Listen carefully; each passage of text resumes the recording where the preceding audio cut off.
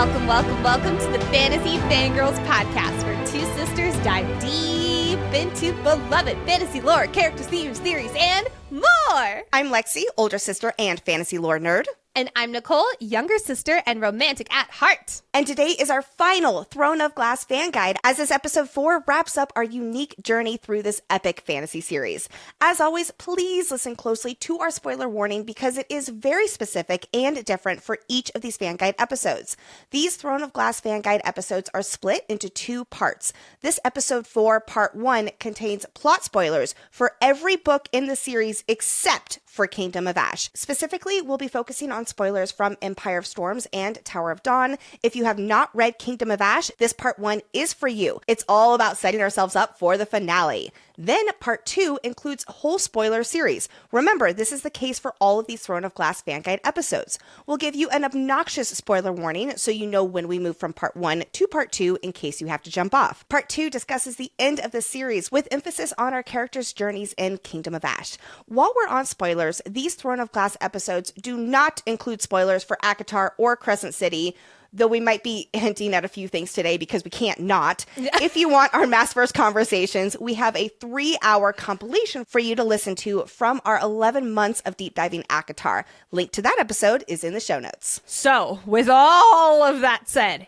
if you know that Maeve is a Vogue queen, what? Thank you, Stygian Spider. You are safe to listen to part 1. But if that's all you know, that's all you're allowed to listen to. You're not allowed to listen to part 2. Like Lexi said, we will have a big old spoiler warning for you as we move into whole series spoilers. Next, we at Fantasy Fangirls are adults who say adult things about adult books. In other words, friends, this podcast is rated R.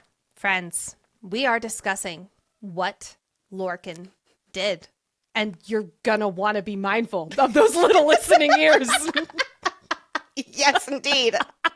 Additionally, we are so excited to see you at upcoming live events. On April 8th, we are partnering with the Denver Nuggets and Rebecca Yarros for a Fourth Wing themed basketball night at Ball Arena.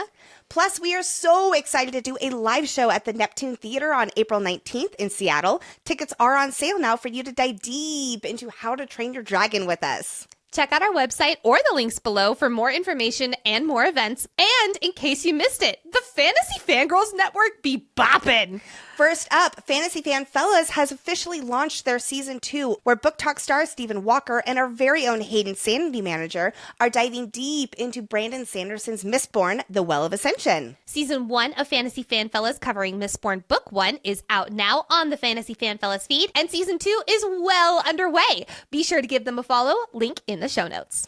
And we've got another new show coming to you in late March. Fantasy FanReads will be hosted by the delightful Jess of Lost Books of Jess, where this podcast will be all about celebrating the joys of reading with author interviews, cozy coffee conversations, and more. Follow Fantasy FanReads on social media, and we can't wait to share more details with you soon. Last thing, before we jump into this Throne of Glass episode 4, if you love Fantasy Fangirls and want more events, more content, more community, and so much more, please check out Fantasy Fan Club, which just grew to add media network offerings. We have 6 membership tiers that you can join, 3 that are network-wide and 3 that are Fantasy Fangirls specific. So if you love Fantasy Fangirls, you can look at number 1, the Hive Mind, which includes access to our Boppin' Discord, live Q&As from Lexi and I, book clubs often featuring the authors themselves for a live Q&A, community events including Throne of Glass Trivia, which is happening this weekend, promo codes for live events, plus 20% off and access to exclusive merch.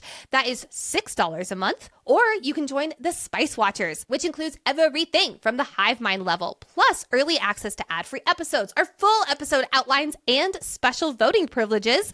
That is for $10 a month. And then we have our Feral Fans, which includes everything from the previous 2 tiers, plus more behind-the-scenes content, a welcome gift, giveaways, private Discord channel, and your name shouted out on the podcast. That is for $25 a month. And friendly reminder, every single one of those Fantasy Fangirls tiers has an accompanying Fantasy Fangirls Network tiers where you get all of those goodies, but for every show on the network. Join the party at fantasyfangirls.com/fanclub. And really and truly, thank you so much for supporting us as we've turned this podcast into a network. It's such a dream come true, and it's all because of you. Thank you. And now we are here. We are with you. Who's ready for Nicole to recap Empire of Storms and Tower of Dawn? Gather round as she highlights what happened in these two books. First up, Empire of Storms. We kick things off with a road trip to Terrasen, where Aelin brings her "Hello, it's been a while, support my kingdom" tour, aka lobbying with the lords who've been running the place for the last decade like an HOA board. Meanwhile, it's the last season of Game of Thrones. The witches roll into Rifthold and sack the city! Lost boy Dorian almost kidnapped, but luckily Manon says absolutely not, kills a witch, oops, and helps Dorian escape with Rowan. Dorian and Rowan peace out to Skull's Bay, bonding over trauma and magic lessons. After getting a DM from the little folk and Brannon, Aelin heads to Ilium with the crew, to reclaim the ancient Mycenaean temple. Cue epic battle montage. Aelin casually consults Brannon's ghost like he just popped in as the Obi-Wan Kenobi hologram. He tells her to find the lock in the stone marshes, explains the keys must seal the word gate, and Erewhon immediately pops up via possessed Endovier overseer like a horror movie jump scare. Alid is on a solo mission with Kaltain's word key with Essence of Arm and treks through the forest looking for Aelin/Selena until she is found by Lorcan, who absolutely could leave her alone but chooses chaos and feelings. They travel together, become friends, and arrive at the stone marshes with Aelin's crew. Highlights include Alid's resourcefulness, which is queen behavior, Lorcan's protectiveness, sir, be calm, the cloth strips for Alid's cycle, because Sarah J. Maas said realism, a promise that Lorcan might someday have a home, cue emotional damage, mind, Lorcan's, I don't know. Smash cut to the witches, where the council decides Manon's punishment for killing a witch is killing another witch, aka Asterin, but psych! Manon goes straight at Mother Blackbeak, fists first, and leaves the fight with a new title, Last Surviving Kraken Heir. What? But Manon, severely wounded, escapes with Abraxos, and the 13 ride off like absolute legends. Back at Skull's Bay, the gang tries to convince Rolf to join the anti-Erewhon alliance and let them use the magical map tattooed on his hands. Maeve sends Gavriel and Fenris to kill Lorcan. Awkward. Even more awkward when they don't. Meanwhile, Aelin summons the Vogue to Skull's Bay as leverage against Rolf. Help us! Resurrect the Mycenaeans! Or enjoy Vogue-induced doom. Rolf agrees. Chaos battle ensues. Lysandra turns into a sea dragon, choosing aquatic dominance, saves everyone, and reminds us all why she is an icon. She is the moment. Adian promises to marry Lysandra someday, and Lexi and I collectively scream, "Let her have her moment, Adian!" Aelin's plans go sideways when she accidentally invites Goddess Deanna into her body. Not in the fun way. Especially not when Deanna nearly nukes the town, drains Aelin's power, and drops the ominous phrase, quote, "the queen who was promised." Cool, cool, cool. But love saves the day, and bang, bang, bangity bang. I said, why are you fucking on sand of all places? Bang! Congratulations, Aelin and Rowan. Also, who's your daddy, Adian? Adian meets his dad, Gavriel, and immediately decides to hold a grudge like a pro. Aelin summons Elena, and we learn some very important information that, shockingly, Elena held back. TLDR, finding the lock is urgent. Man, you know when this would have been nice to know? I don't know, like any of the previous 4 books would have been great. Anyway, the crew sails towards the stone marshes, and Abraxos shows up carrying an injured Manon like a good boy. Everyone immediately helps her, albeit reluctantly, unless you're Dorian, who, when possessing exactly one functional bracelet, focuses it all on Manon. Upon reaching the marshes, Aelin annihilates some Ilkin in a jaw-dropping power display, but instead of the lock, they find an all-knowing witch mirror. Mirror, mirror on the wall, who's the angriest of them all? Me, at Elena. Because while Aelin and Manon are in the mirror, they see Elena and Gavin not defeating Erewhon. Nope, they trap him using the Eye of Elena, aka the lock. Yay, we found it! Or rather, we had it all along, but damn it! The lock only works once, and Elena used it selfishly to save her people on a very temporary situation. Whoops. And the gods are furious because Elena used the lock wrong, like they're the board watching a new employee struggle to figure out the company's website. Punishment! You're not fired, but someone from your bloodline must die to forge a new lock, and you, lucky Elena, must guide the sacrifice. I don't know if HR approved this. Also, Nehemia and Elena were working together this whole time. The whole time? And Aelin actually died when she was 8, but she was brought back. Surprise! Meanwhile, a massive sea battle breaks out against Maeve's forces, which luckily are fewer because Rowan convinced his fam bam to turn on Maeve. But they're still losing. It's a bird! It's a plane! It's the 13 flying down like a cavalry from hell! Aelin and Manon don't pick number 3, my lord, and are spat out of the mirror only to find Maeve, who is holding Elide hostage. What are you doing here, Maeve? Oh, Lorcan invited you here? Lorcan, you weren't in charge of invites. Then a lot happens at once. Maeve and Aelin go head-to-head in a full "there can only be one" showdown. Lorcan and Gavriel go full "let freedom ring," and Maeve breaks their blood oath. I might be missing something. Oh, what is it? Oh yeah, Maeve admits that she mind-hacked Rowan, installed a fake mating bond with Lyria, and did it purely for emotional damage. Jail, Maeve, jail. And Aelin, desperate to save a lead, surrenders and is locked in an iron coffin and taken away. So that's all of the surprises, right? Right? Where's my wife? She's gone. And here's your new wife, Lysandra Lynn, Aelin Lysandra. Doesn't work for me, doesn't work for Adian, and doesn't work for Rowan. So Lysandra, Aelin edition, takes the allies to Terrasen, while Rowan, Lorcan, Gavriel, and Alid abandon their plan and go feral, searching for the real Aelin. Tower of Dawn. God.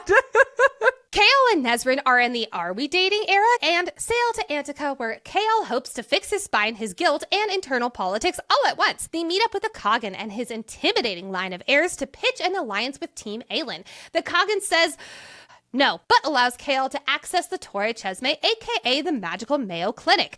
Enter Irene Towers, heir to the healer on high of the Torre. She is assigned to heal Chaol despite loathing Otterland, its people, and everything Chaol has ever done. Love that for them. Chaol spirals hard about his identity as an injured soldier, confronting guilt, rage, and literal demon trauma. Irene drags him into emotional and physical healing. It's like therapy, but make it magical. And surprise! Healers are basically Volg kryptonite. All the while, someone is starting to hunt Irene to stop her research on how to cure Chaol, and murders another healer by mistake. Nothing like some casual horror. Meanwhile, Nesryn decides main character independence. Hello, Sartak, it's nice to meet you. Why, yes, I'd love to visit the Rukin Ares with you. Who doesn't love a dragon-adjacent bird? With the Rukin, we learn that they've got Stygian spiders aplenty. Bad, bad. What's worse, they're stealing Rook hatchlings. Leave the babies be. Smash cut to two people who want to smash. Irene is making nice progress on Chaol's injury, and Chaol is trying his darndest to heal without any inner work. You know what helps me feel connected to my emotions? A spa day! At the hot springs, Chaol and Irene confess their feelings for each other over a locket, and bang, bang, bangity bang. I said nothing like a tent cock. Can we get better surfaces, please? Bang! Let's get ready to rumble. After taking a hot bath, Chaol, how dare you? It's time for Irene to go in and obliterate his injury, which means Chaol has to face his inner demons. Aelin hate, get out of here. Dorian guilt, get out of here. Irene, you can stay. And he's healed! But that's enough happiness, because Nesryn, Sartak, and Falcon, a shapeshifter, and Lysandra's uncle, fall directly into a spider trap. My nightmare, everybody. Then a spider casually strolls in from stage left like it's auditioning for a Broadway play and drops a full Shakespearean-level lore monologue. Maeve is a Volg queen, but she ghosted her husband and his bros in the Volg realm because apparently happy endings are overrated. Luckily, our crew escapes, returning to Antica just in time for the healer on high is taken by none other than Duva. Don't remember her? It's okay. Nobody does either. She's been possessed by a Vogue princess and has been a serial killer the whole time. The whole time?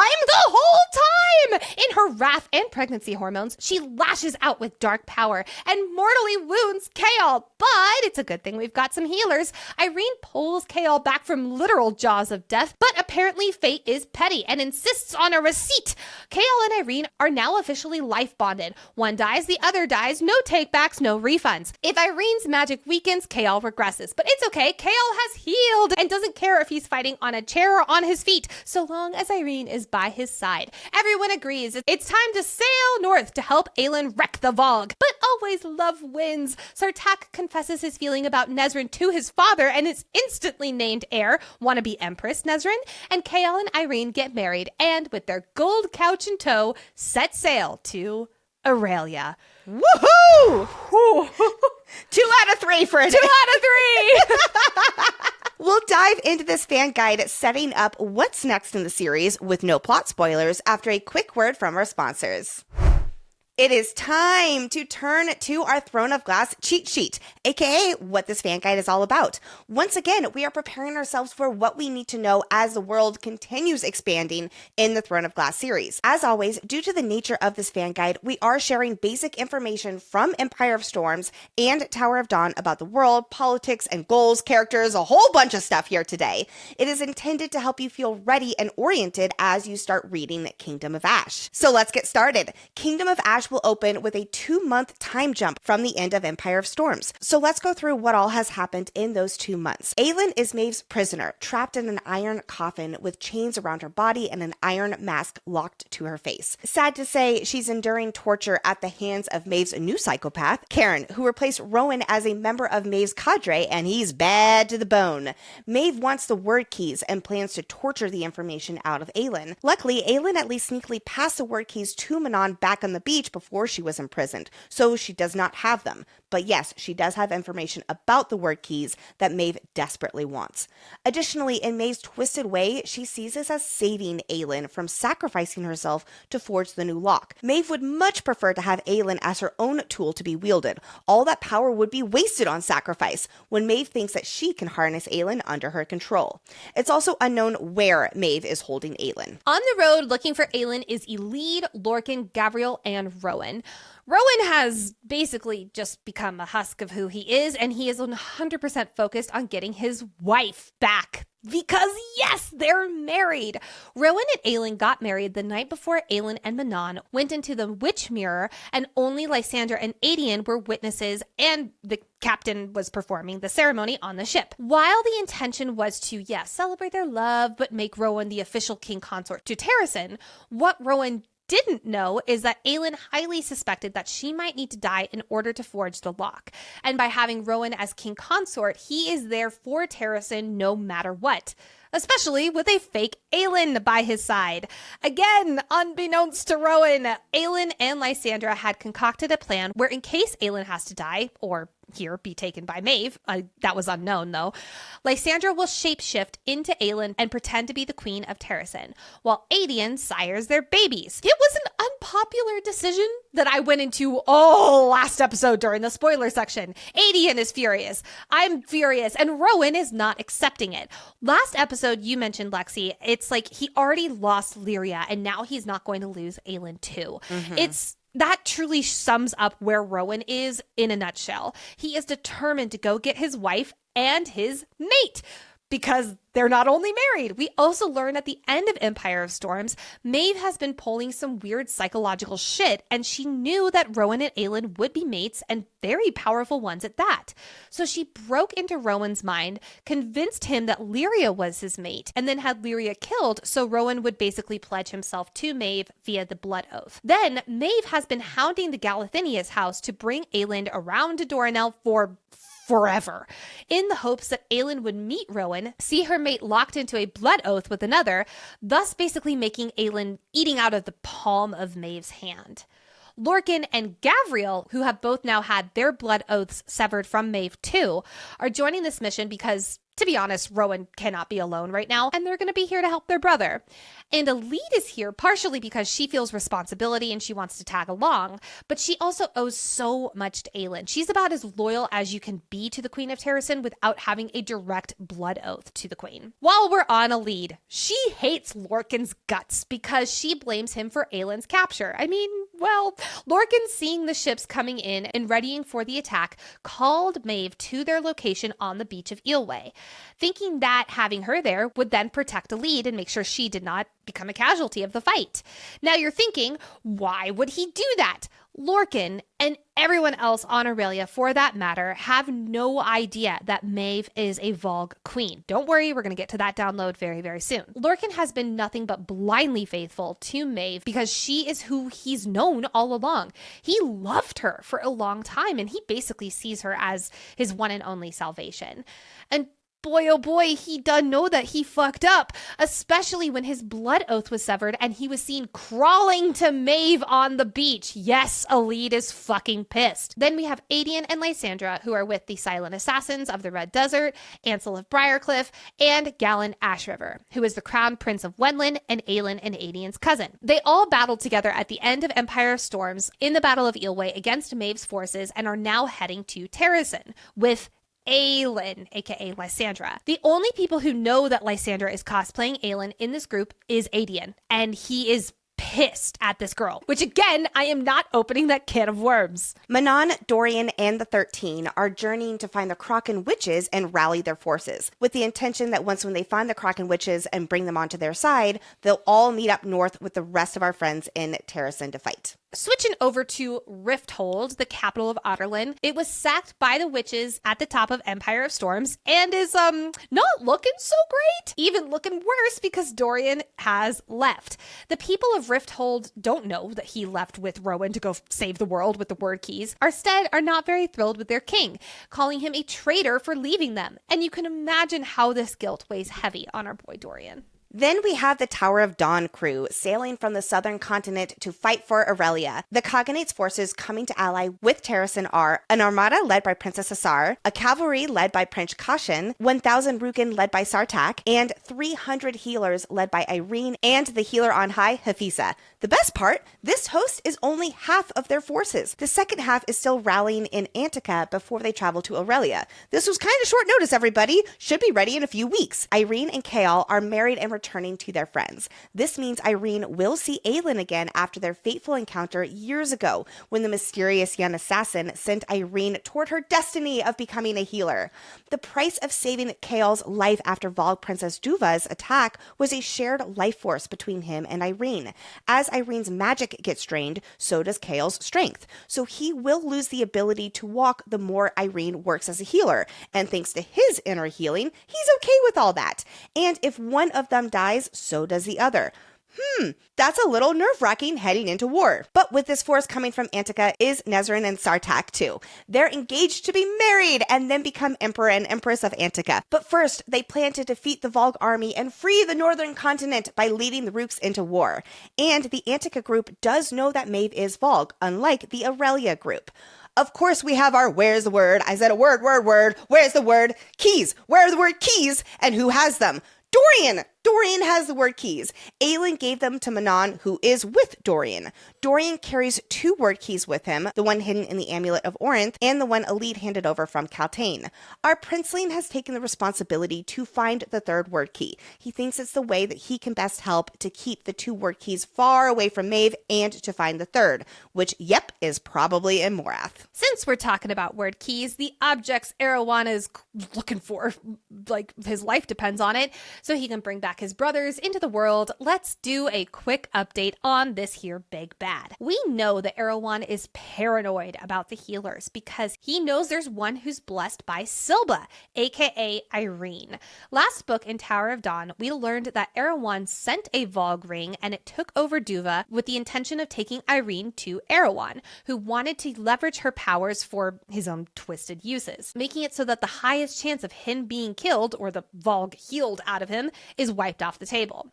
Erewhon remains in Morath, but Parrington's body has been fully shed. Now he is seen as a beautiful young man with golden hair to match his gold eyes. He's working on getting witch mirrors up and running, towers that basically amplify Shadowfire and will basically obliterate everything in their path. And we can't forget about the huge reveal we also got in Tower of Dawn about Maeve. She's not a Fae Queen, she's a Valg Queen who is not from this world. TLDR, long ago in another world, 3 Valg king brothers fell in love with Maeve, but she married Orcus, the oldest and most powerful, instead of Mantix or the youngest Erewhon. But Orcus, he wasn't around very much, which left Maeve alone on the home world, and she began finding information for herself on how to travel between worlds in a handy-dandy library. Eventually, she figured it out and escape, landing in Aurelia with her handmaidens, the spiders, through the word gate in the southern continent. The spiders stayed in the southern continent to guard the word gate they traveled through, and they've stayed loyal to her all this time, waiting for their Valg queen. When Maeve arrived in the immortal lands in the northern continent at the dawn of time, she ripped into the minds of the Fae's sister queens, Mora and Mab, along with their people to make everyone believe there had always been 3 Fae queens instead of 2. Maeve hid her true identity well, so even the Valg kings wouldn't know who she was if they ever came to this world. And so Maeve ruled as the eldest Fae queen and outlasted the other 2 Fae queens since they gave up their immortality for mortal lovers. But guess what? The Valg kings found this world in their search for Maeve. Long story short, Maeve helped defeat the Valg kings and sent 2 of them back to their world, all without revealing her true identity as the missing Valg queen. According to her, she does not want to destroy this world. She's just a twisted ruler who wants everyone under her control. How did we learn all this? Giant spiders, of course. Stygian spiders, or the Karanqui, as they're called on the southern continent. They're massive beasts the size of a horse, and they resemble black widows, and thankfully, they can talk. They can talk? They can talk! Two variations of these Stygian spiders exist. Ones on the northern continent lurk in the woods of the ruined mountains and are more peaceful, but that's not saying much because they're still quite ruthless for their bargains for the softer than air, stronger than steel spider silk. We've seen their bargains twice so far in Throne of Glass. Falcon, who is a merchant from Assassin's Blade, then we also meet again in Tower of Dawn. We learn that he's a shapeshifter and Lysandra's uncle. He traded 100 yards of spider silk in exchange for 20 years of his life. So he is technically in his 20s, but he looks like he's in his mid-40s. Then Manon almost had to trade off her beauty for spider silk for Abraxos's wing back in Heir of Fire, but she tricked the spider, mwahaha, and she did not have to give up her beauty. Then we have the spiders on the southern continent. They guard the original word gate that Maeve passed through in order to get into this world, protecting it so that if/when their queen wishes to come back. And one more time for emphasis, we also learn at the Tower of Dawn that extra powerful healers, Irene, have the magical ability to eradicate the Volg from this world, including Erewhon. 10 years ago, when Erewhon was rising to power in the shadows as Duke Parrington, and with the King of Otterlin under his control, magic was outlawed and magic users were hunted down and eradicated. Yes, including healers. This was very intentional. This was a year before the magic actually disappeared, which the King of Otterlin was personally responsible for, as we talked about last episode, to protect his son.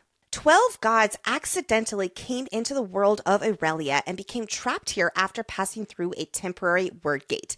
They've been eager to get back to their own world for a very long time, which Nicole will explain shortly how that fits into the plot. I'm not going to go through all 12 gods because, to be honest, this episode is already too long and we have to keep this high level, but the prominent gods are Hellas, the dark god of death, and ruler of the burning realm of the underworld.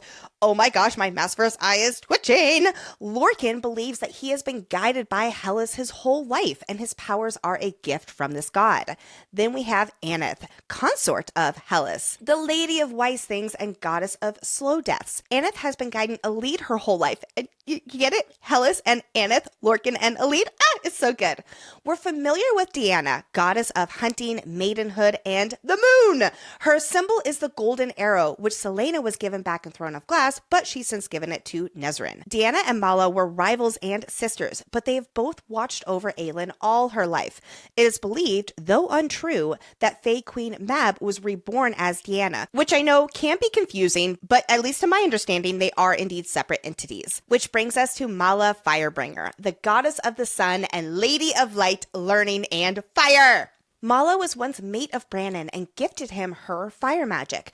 Brannon and Mala were parents to Elena, and Mala had to give up her mortal body, aka her life, to become the Lock the Eye of Elena.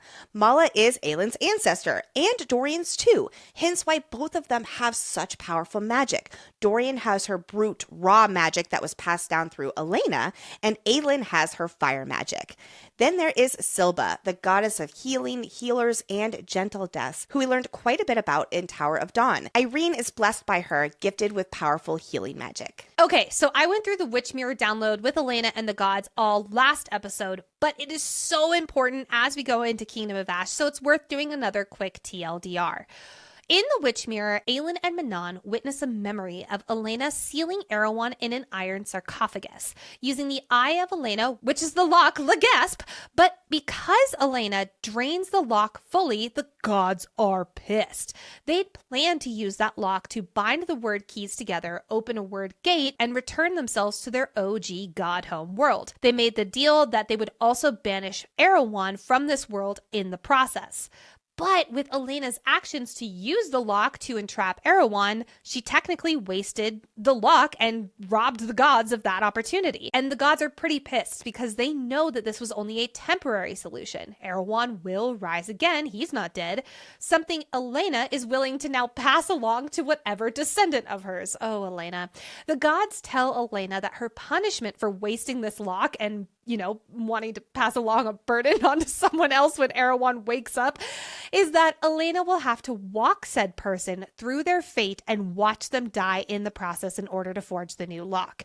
Which we can see how that weighs on her, and now she feels guilty about it because she's gotten to know Aelin and she sees how good Aelin is. I mean, it's because of Elena that Aelin was resurrected when she was 8 years old, when she actually did die on the riverbank. And Elena, oh woof, this is such a tough look for you. But either Aelin or Dorian, as a descendant of Brannon, will have to pour all of their magic into the lock, reforge it, and die in the process. Then, only then will the gods be allowed to go through the gate back to their home, and they promise they will take Erewhon with them. So, Nicole, I have to ask, do you think that the next SJM series that we're getting, if we get a fourth one, would that be this rumored Twilight of the Gods or something along those lines? I could 100% see the gods being a part of it, especially thinking about how the Massverse as a whole all do revolve around gods, and not the same ones necessarily, but I could see how that would cause some overlap, and then maybe this is like a totally separate world. I don't know. I'd be really curious. I do too. I think it would be a separate world, like potentially even that OG home. And anyway, I just love thinking about all the possibilities. But this brings us to a very important phrase, quote, "Nameless is my price."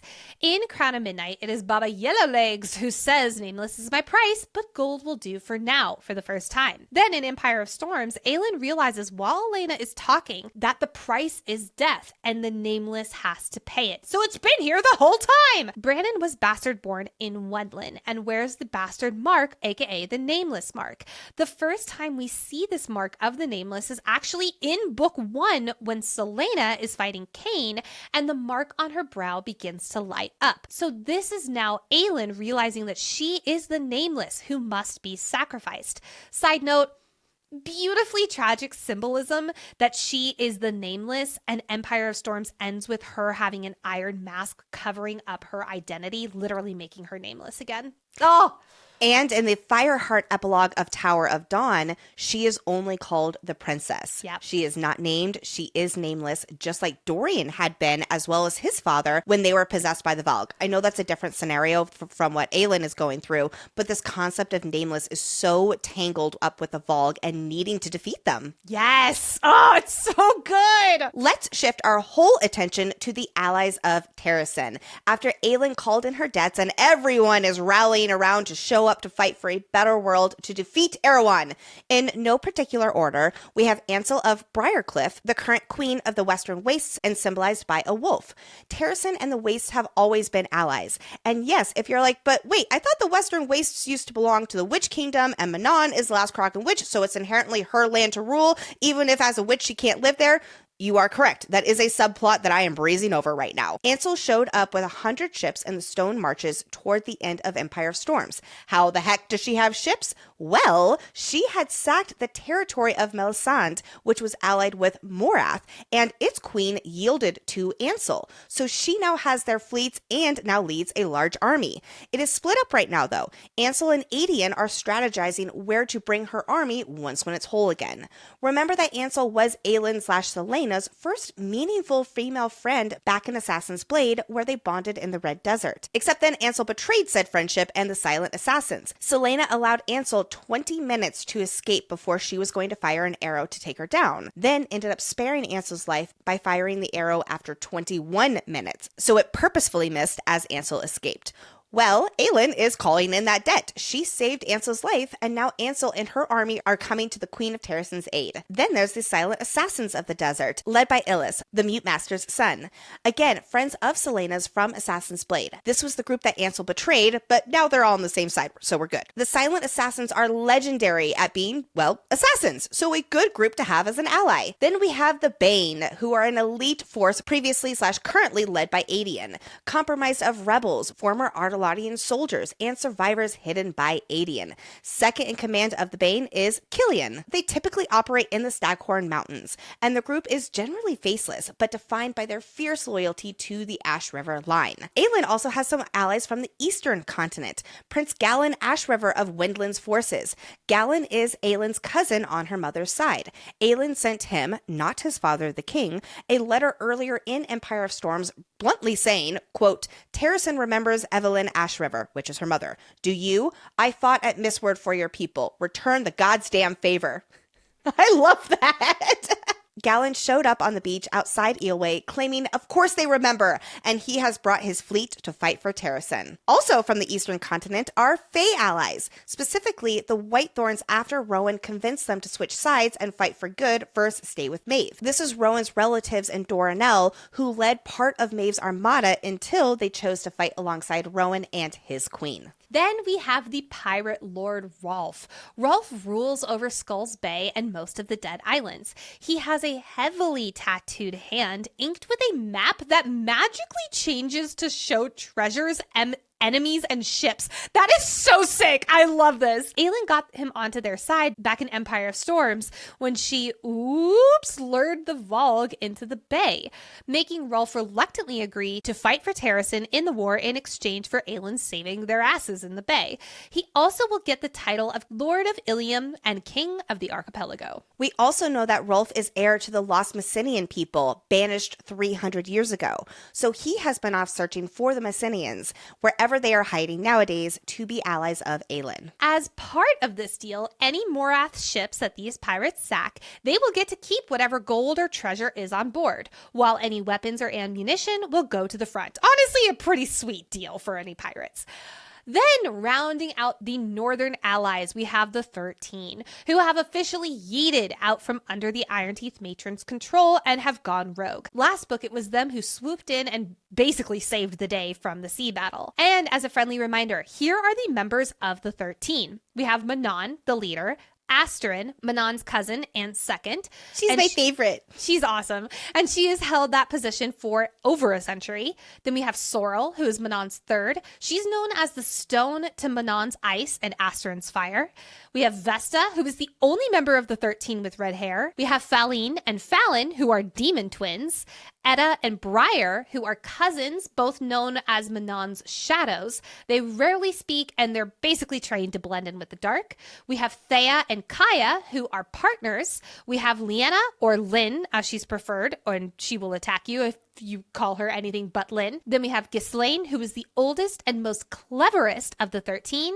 And lastly, Imogen, who mostly keeps to herself. Then we've got the southern continent. We have the military of the Cognate, the cavalry led by Caution, the armada led by Princess Asar, and the Rooks led by Sartak, heir to the throne, and the individual clan Hearthmothers. And of course, we have the healers of the Torre Chesme, led by Hafiza and Irene. Honestly, a lot of allies. Aelin's kind of, I mean, she's not in a great position, but she's also, her war is. Well, they need every last person, huh? They really do. Let's go back to those witches, though. Manon is the disowned heir of the Blackbeak clan and the 13 along with her. Matron Blackbeak believes Manon to be dead or severely injured after how Manon left with a fatal stomach injury earlier in Empire of Storms. And by the end of the book, the 13 appeared on their wyverns to help save the day in the battle on the southern coast. Now they fly with Manon to search for the Kraken witches, which brings us to Manon is the last living Kraken queen. Born of two parents, an Iron Teeth witch and a rare Kraken prince, created her out of love and hope to break the curse of the Iron Teeth and unite their people. And Manon is on a mission to find and rally the Kraken witches and join Aelin's cause. It is how she can contribute to the war effort and honor the old Terrasen and Witch Kingdom alliance. But it's proving hard to find the Kraken witches these past 2 months to try and convince them to fight for a better world. Manon believes that they really can make a difference in this war, especially against the Iron Teeth Legion, who will be fighting for Erewhon. Quick TLDR on the Kraken witches. Where Iron Teeth take after the witches' Volg ancestors, the Kraken take after the Fae ancestors, meaning, to basically put it, they're more peaceful. During the First Demon War, the Krakens fought with Brandon against the Volg kings. The Kraken dynasty ruled the Witch Kingdom before they were overthrown by the Iron Teeth witches. For the past 500 years, the Krakens have scattered across the lands, living nomadic lives, disguising themselves as wise women and healers. During that battle between the Iron Teeth and the Kraken 500 years ago, the last Kraken queen, Rhiannon, cursed the witch lands after she held the kingdom gates for 3 days and 3 nights. Thanks to her, the Iron Teeth may have won the war, but they would never win the land. The exact verbiage of the curse is, quote, "Blood to blood and soul to soul, together this was done, and only together can it be undone. Be the bridge, be the light. When iron melts, when flowers spring from fields of blood, let the lands be witness and return home." The Iron Teeth have been hunting the Krakens ever since, and sufficient to say, they are enemies. But Manon has been believed to be the one who can unite their people, being a child of both witch bloodlines to lead them into a battle for this world,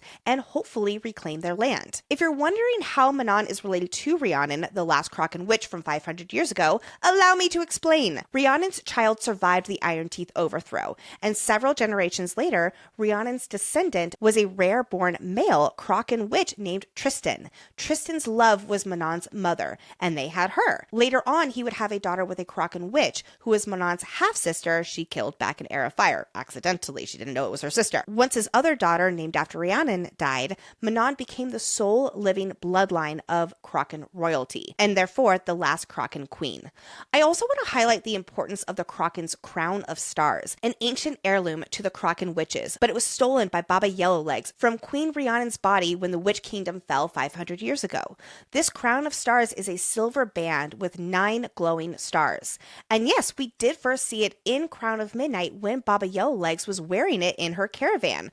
But after Selena killed Baba, it's unknown how it made its way back to the Yellowlegs clan. Since Dorian is traveling with the witches, let's do a quick TLDR on what we know about his magic so far. Dorian has what is called raw magic, and a hell of a lot of it, which means he has a well of power vast enough that he could sacrifice himself and forge the lock. Again, this is because he's a descendant of Brandon and Mala. What does raw magic mean, though? It means everything. His magic can take the shape of really anything he wishes. Sarah J. Maas was really like, you're going to have basically the most OP power in this entire book, but all of the emotional damage. You're welcome. He tends to favor ice, shadows, and phantom hands, but with him right now holding on to 2 of the 3 word keys, that power is basically like humming inside of him. He's vibrating, if you will. And of course, we have Manon and Dorian, who are banging like rabbits. While they're not head over heels in love with each other, there's no long walks on the beach or candlelight dinners with heart-to-heart conversations. There is absolutely a physical attraction. Dorian is still healing from Sorsha, and he needed someone unbreakable, as he puts it. And we'll see Dorian tap back into that flirtatious prince we met back in book 1. He's really going back to that Dorian we know and love. For Manon, Dorian is the only person she really lets dominate her. She is going through a journey of softening her hard exterior to the world and basically being a villain. So this is a big deal that she's also softening and submitting during intimacy. I love that they're both firsts for each other, but in different ways. It's so cute. Yeah. Before we move into our whole series spoiler segment, we have to close out this fan guide part 1 with the all-important question. What are our thoughts about the final book, the end of the series? And I'm actually going to have a follow-up question in here as well after we talk about this. Ooh. Kingdom of Ash, in my opinion, is what I would call a perfect final book. It is the perfect end to this series, which it cannot be overstated how big of a deal it was for Sarah J. Maas to stick the landing of a series she started writing when she was 16. And she stuck the land. Like, that is insanely hard to do. I wholeheartedly agree. It is so incredibly hard to stick the landing for a series, whether it's a TV show or a book or whatever it may be. And this epic fantasy, I love it. I can't imagine it ending any other way. And I feel so complete by the end of it. And I think that's really a good sign of a wonderful series where you feel sad that it's over, but also just like settled. And it's like, okay, Yeah. I'm good with that. Like, that was Yes. wonderful. Yeah. So while Kingdom of Ash is many people's favorite book, I got to admit, it's not my fave, but, and a huge but, italicized, underlined, bolded, I think that this is by far the most impressive book. That is such a good way of putting it. Yes. Now, I do feel like on my previous reads of this series, Kingdom of Ash is actually my second to least favorite book. But, again, another big but. This fan guide deep dive jumped, I mean, the series up in my appreciation. Like, this series is now God tier to me. Like, I did not expect to love this series as much as I did at the end of this fan guide. But this book has now jumped up multiple spaces just because of how gut-wrenching it is. I fully see how some people's lives are before and after. Like, before I read Kingdom of Ash is a time in their lives, and then they have the after I read Kingdom of Ash is a time in their lives. It feels very similar to me in A Court of Mist and Fury. I feel like I don't read a lot of books that have these epic battles in it, because let's be real, they are intimidating. But Sarah J. Maas just nails it in this series. This book rips your heart out over and over and over and over again. And while there are some storylines that, in my opinion, aren't the most engaging or end in ways that I might disagree with, I am locked in. I'm so locked in, especially on the storylines that I feel really connected to. Aylin's is one of them that you just, you read and you're just like, holy fuck. And to be honest, I don't know how much else I can say without word vomiting spoilers. So I'm just going to leave it there. So last episode, we were talking about plot versus character-driven books in the series. And I believe for how high stakes, how many battles and moving pieces there are in this book, it does such a great job of balancing character development and giving them their space to shine, along with everything else going on in the story. Like, there is room for relationships to breathe amid everything else that is going on, and it just fits so effortlessly. I cannot even imagine writing a book like this with so many character POVs, storylines, secrets, romances, character traumas, the gods coming in there, relevant historical events. It is by far one of the most impressive books I've ever read. Yep. If not one of the most impressive ones. Like, I think about Lord of the Rings with the Two Towers. It is that kind of level of mastery here. And by the end of this book, this series, we've all been with these characters for so long, it's hard to leave them. We don't want to, because look at what we've been through with them. Okay, so Nicole, now I have my follow-up question for you. We've done our abbreviated version of this deep dive, and I just love how we've done this, first of all. It's been so different, so much fun. What are your book rankings within this series after we've gone through all of this? Oh, God. Okay, so Queen of Shadows still remains my top book. Tower of Dawn is my number 2. And then the next 3 are like, I'm going to pretend like they're neck and neck. So this is all number 3. Crown of Midnight, Heir of Fire, and Kingdom of Ash. I literally, as you were talking earlier, I was like weaving things around. I was like, no, it's actually Kingdom of Ash that's number 3. No, it's actually Heir of Fire. No, it's the exact same thing. So all of those are on the same playing field. I'm sorry, I will not pick. Then I have Empire of Storms, followed by Throne of Glass, and last but, in my opinion, least, Assassin's Blade.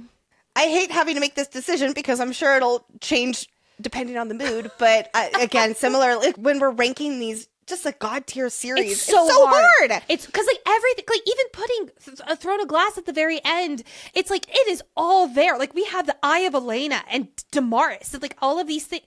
It's just like, how can I put that second to last when it has all this setup, but it's also second to last in my book? I don't know. So hard. So mine is Queen of Shadows as well as number 1. Then it is Heir of Fire, followed by Kingdom of Ash. I actually did switch Kingdom of Ash and Tower of Dawn after I finished reading Kingdom of Ash this time. Then 4th is Tower of Dawn, followed by Empire of Storms, Throne of Glass, Assassin's Blade, and last but not least, in my opinion, Crown of Midnight. Okay, I'm curious why Crown of Midnight is last in your book. Besides everything with Nehemia, it was a little bit forgettable. Like, when I think about all the storylines in the series, that one to me is the most forgettable. So that's why it's last. Yeah. Okay, that's super. I will never forget finishing Crown of Midnight and getting the she is Aelin Ashra for Calathinius. Oh, absolutely. Like that moment, I was like, Oh my God. And I love the Baba Yellow like stuff. But no, I do. Like, there's so much that happens in these series where it's just like, it's so hard. It's so hard. They're all good. For me, I love Assassin's Blade because it is literally all set up. And it's like when you're reading it, I love how everything still matters so much, even though you don't know it in the moment. And for me, like how you're saying with The Crown of Midnight, the ending, for me, it was the ending of Assassin's Blade and how it propels everything forward for our main character. Yeah. I will say this abbreviated deep dive has made me appreciate Assassin's Blade. And again, I am not a short stories person. I think that is why it ranks last for me. And I do appreciate where that book is as a part of this series, rather than feeling like it was kind of like, it's bonus, like it's there. Oh, it's not bonus. And now I don't feel that way. Good. And Kingdom of Ash, after this reread, again, I read it for the first time. This is only my second time reading. So fast when we were so in the weeds of starting FFG. There was a million things happening and I couldn't truly appreciate the series. It was really having to read it as fast as I could because I was getting spoiled left and right. And this reread, even though I have done it very fast as well, I have been able to go on this journey and really immerse myself in it in a way that I wasn't able to previously. And this has made Throne of Glass now. I had previously loved ACOTAR mostly because it was my first fantasy, here as an adult and all the emotional ties. It has my book boyfriend and all of that. But Throne of Glass, it's so much more than just a better plot at this point now for me. Like, I have such a greater appreciation for the character development and just how masterful and epic it is.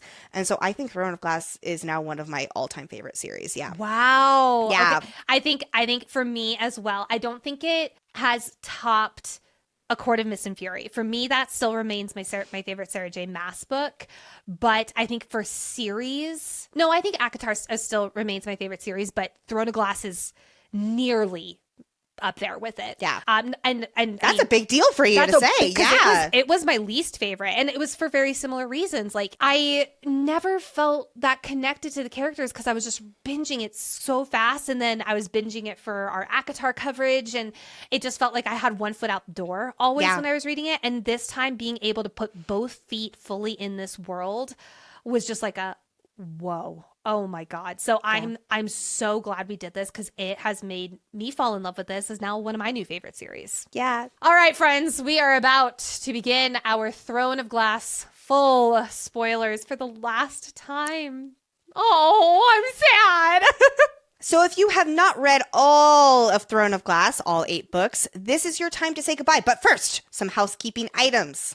This may be our final Throne of Glass episode, but next Monday we are switching over to one of my favorite series of all time, one of my top books of all my entire life, When the Moon Hatched, as we prep for that deep dive. Next Monday will be our no spoilers fan guide and intro to deep diving When the Moon Hatched, and episode 1 covering the prologue through chapter 15, which is I think our longest first episode to date, is airing on March 9th. We'd love to give the biggest warm welcome to our newest Feral fans and deep divers in the fan club. Thank you so much for being here. Welcome. Sammy, Stephanie S., Brittany S., Lauren M., Gilded Tail, Sarah A., Rachel L., Valerie R., Caleb, Courtney MV, Martha S., Iris, Lauren, Christine V., Lore D., Jamie B., Holly R., Casey S., Joni, Kelly, Aubrey P., Christina, Zach and Cheyenne, Haley D., Corey, Kira L.,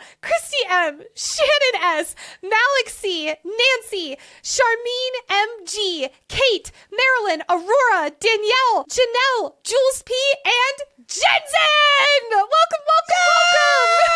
Yay! Holy shit! And if you're like, hey, I want my name shouted on the podcast and be shouted with all this love too, join our fan club at fantasyfangirls.com/fan club. Link is also in the show notes. We are very active on social media with many fan guides and lots more. So please be sure to follow us on Instagram and / our TikTok at fantasyfangirlspod. And if you're watching this on YouTube or want to watch on YouTube, pretty please hit that subscribe button to keep following along. While you're hitting buttons, please hit that 5-star rating button on whatever podcast platform you are listening on. You all, I cannot express how helpful it is to take 30 seconds, not even 2 seconds of your day and just hit that 5-star button. If you want to take 30 seconds, you can write a little love note in the review section as well. All right, before we move into our spoilers section, let us take a quick break for a word from our sponsors. Friends and fellow readers, this is our official warning that we are about to enter our Throne of Glass spoilers part of the episode, where we discuss character journeys for the final book and our favorite highlights. Spoilers, spoilers, spoilers for the whole series. So, in case you missed it, if you have not finished all 8 books in the Throne of Glass series, respectfully, lovingly, we are not going to spoil the ending of Kingdom of Ash for you. And yes, we are going to be going through the multiple endings this book has. So please leave. Lovingly. You only have one more book to read. Go read that. It's only we'll see you in 1,000 pages. Then come on back to these part 2s. We're so excited for you to join us for these part 2s. Okay, Nicole, we can't recap every book of the series and not Kingdom of Ash, right? Right? As long as you're ready for me to talk for 30 minutes on this episode. So, Nicole, please do us the honor of summarizing the 8th and final book of this masterful series. First up, we have our most traumatized search party. Rowan is out here leading a grim little road trip with Gavriel, Lorcan, and Alid searching for Aelin like it's Taken, but with more trauma and fewer cell phones. Meanwhile, Aelin is having the worst 2 months of her life, being either locked in an iron coffin or tortured by Cairn like it's his full-time job, because it is.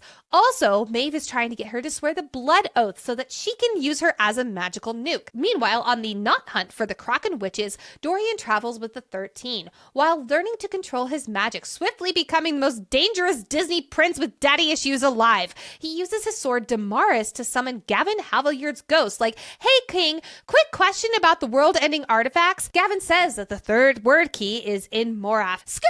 A spider attacks in what is Nicole's Nightmare 101, but it accidentally leads our crew to the Kraken witches. Thanks, terrifying spider!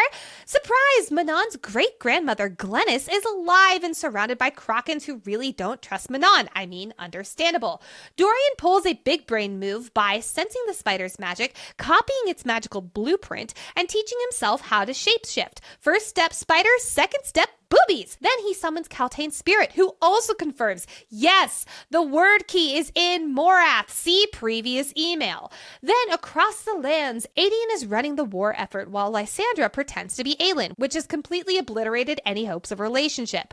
But just to put the nail in the iron coffin, Adian, angry, throws a healing Lysandra out in the snow, naked. Where's the red flag guy from TikTok? Lord Darrow orders Adian back to Orinth, the capital of Terrasen. Adian says, "I won't go to Orinth," and instead sneaks the army to Peranth with a little help from Nox Owen. Throwback! Well, the battle goes terribly. Lysandra shifts into Adian to inspire morale, but gets injured, which then Adian realizes, "My love, I almost lost you." And Lysandra says, "You threw me out in the snow, you bitch." But secret's out. She's not Aelin, and Adian is in trouble, getting demoted and losing his emotional support sword of Orinth. I'm not going to say good, but good. Back to the witches. The Iron Teeth witches attack the Kraken clans, so Manon kills the Yellowlegs matron, who shows up wearing a Kraken crown like an absolute clown, spares the blue blood heir Petra, and intimidates Grandmama Blackbeak into fleeing with her tail between her legs. Glennis crowns Manon Queen of the Witches.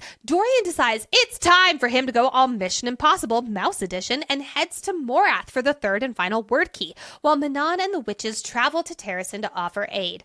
Back to Aelin, who's kneeling in shattered glass while Maeve forces Connell, Fenris's twin, to kill himself on Maeve's orders, because Maeve woke up and chose psychological warfare. Maeve then feeds Aelin fake memories like she's editing her brain on Canva and follows it up with a casual threat of a Valk collar, as a treat. Meanwhile, outside of Doranel, Alid is doing what she does best, quietly being the most competent person in the room, getting intel on where Aelin is being held, and the group immediately goes all Ocean's 11 in mode to plan a rescue. The day before the rescue, Maeve convinces Aelin that Rowan has fully ghosted her, like block, deleted, left on red, never coming back. This emotional devastation is so powerful that the mating marks straight up peace out of existence. Girl! Aelin decides that she's done, and she plans to provoke Cairn into killing her. Fenris, however, clocks this plan and says absolutely not. He breaks the blood oath, casual god-level defiance, to attack Cairn. Chaos ensues. Aelin escapes the camp, running out of it just as Rowan and co are running into the fray like they're Jack Sparrow on the beach with the tribe running after him. But the mission is twofold successful. They retrieve a broken and dying Fenris from Cairn's tent and bring him to Aelin, who saves his life by making him swear a blood oath to her and commanding him to live. Girl really said no dying on my watch, and it worked. And Rowan tortures Cairn, skins him alive, and kills him. No notes, 5 stars. Even after escaping, Aelin is deeply traumatized and struggles to believe that she's actually free, which is heartbreakingly realistic and very rude of SJM.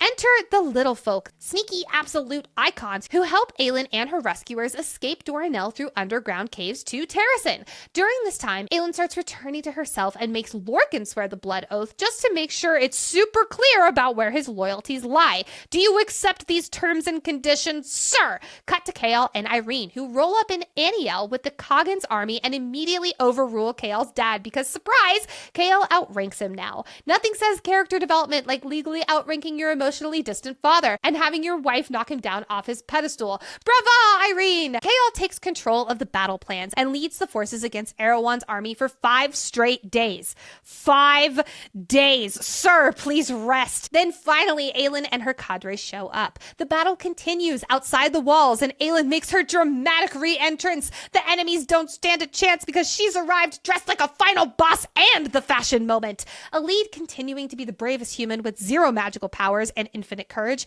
races across the battlefield to save Lorcan. Yay, shirt pads worked, my guy! Just when everyone's about to drown, we find out that Aelin spent 3 days quietly tunneling into her powers like an emotionally damaged mole. The queen vaporizes the incoming floodgates and saves everyone, because when Aelin Galathinius shows up, she shows up with maximum drama and even bigger magic. Meanwhile, Dorian Havilyard, the unhinged rodent, sneaks into Morath and discovers Maeve colluding with Erewhon. I'm not mad, I'm just disappointed in you, Maeve. Then she drops her villain TED Talk, revealing her plans to offer the Karen Quee as hosts for the Vogue princesses, and admits she's basically been kicked out of Doranel.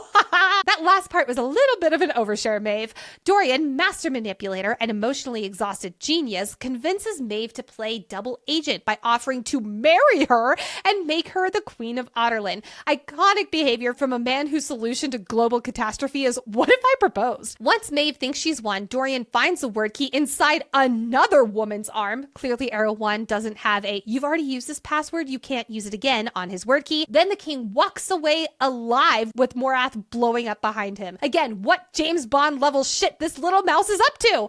What's that? It's the final boss playlist beginning! In Orinth, all hell breaks loose. The battle begins, and 2 of the world-ending witch towers are destroyed, but the 3rd is still standing, and it's an OSHA violation. Manon arrives with the 13 and 5,000 Kraken witches, practically screaming, "Help is on the way, dear!"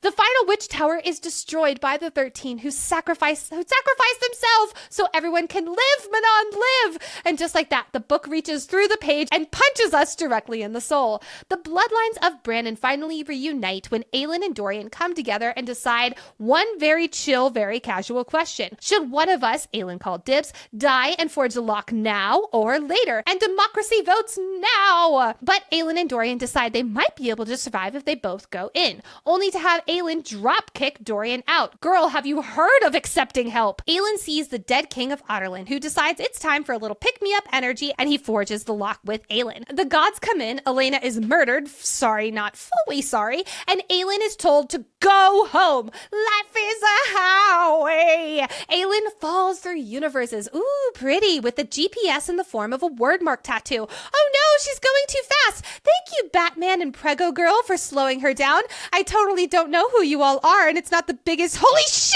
moment of an Easter egg in this series. Aelin survives, but no, her fire magic is almost entirely gone. We return to Orinth, where supplies are empty, strength is done for, and hope is on the last battery bar. But wait! Riding in on the literal Lord of the North, no, not Rowan, Aelin dive straight into battle, where Gavriel seals the gates of Orinth in a truly hold the door moment. Maeve and Erewhon arrive with the Spider Vogue princesses because the apocalypse truly needed an arachnophobia DLC. After letting one conversation with Aelin change his entire battle plan, Erewhon decides, actually, I'm going to go deal with Irene, and pieces out. Irene, Dorian, and Nezrin, in the most overqualified group project of all time, successfully trap Erewhon. Irene kills him with her magic, proving that once and for all, healers are the final bosses. Go medical professionals! Maeve traps Rowan, Lorcan, and Fenris in illusions. Since she can't physically win, emotional manipulation is always an option. But the bro himself, Fenris, manages to incapacitate Maeve using Goldrinn, but surprise, a ring is also put on Maeve's finger, a ring from Silba, and basically is the opposite of Lord of the Rings. Maeve, with the one ring, is not ruling them all. Dead. She's dead.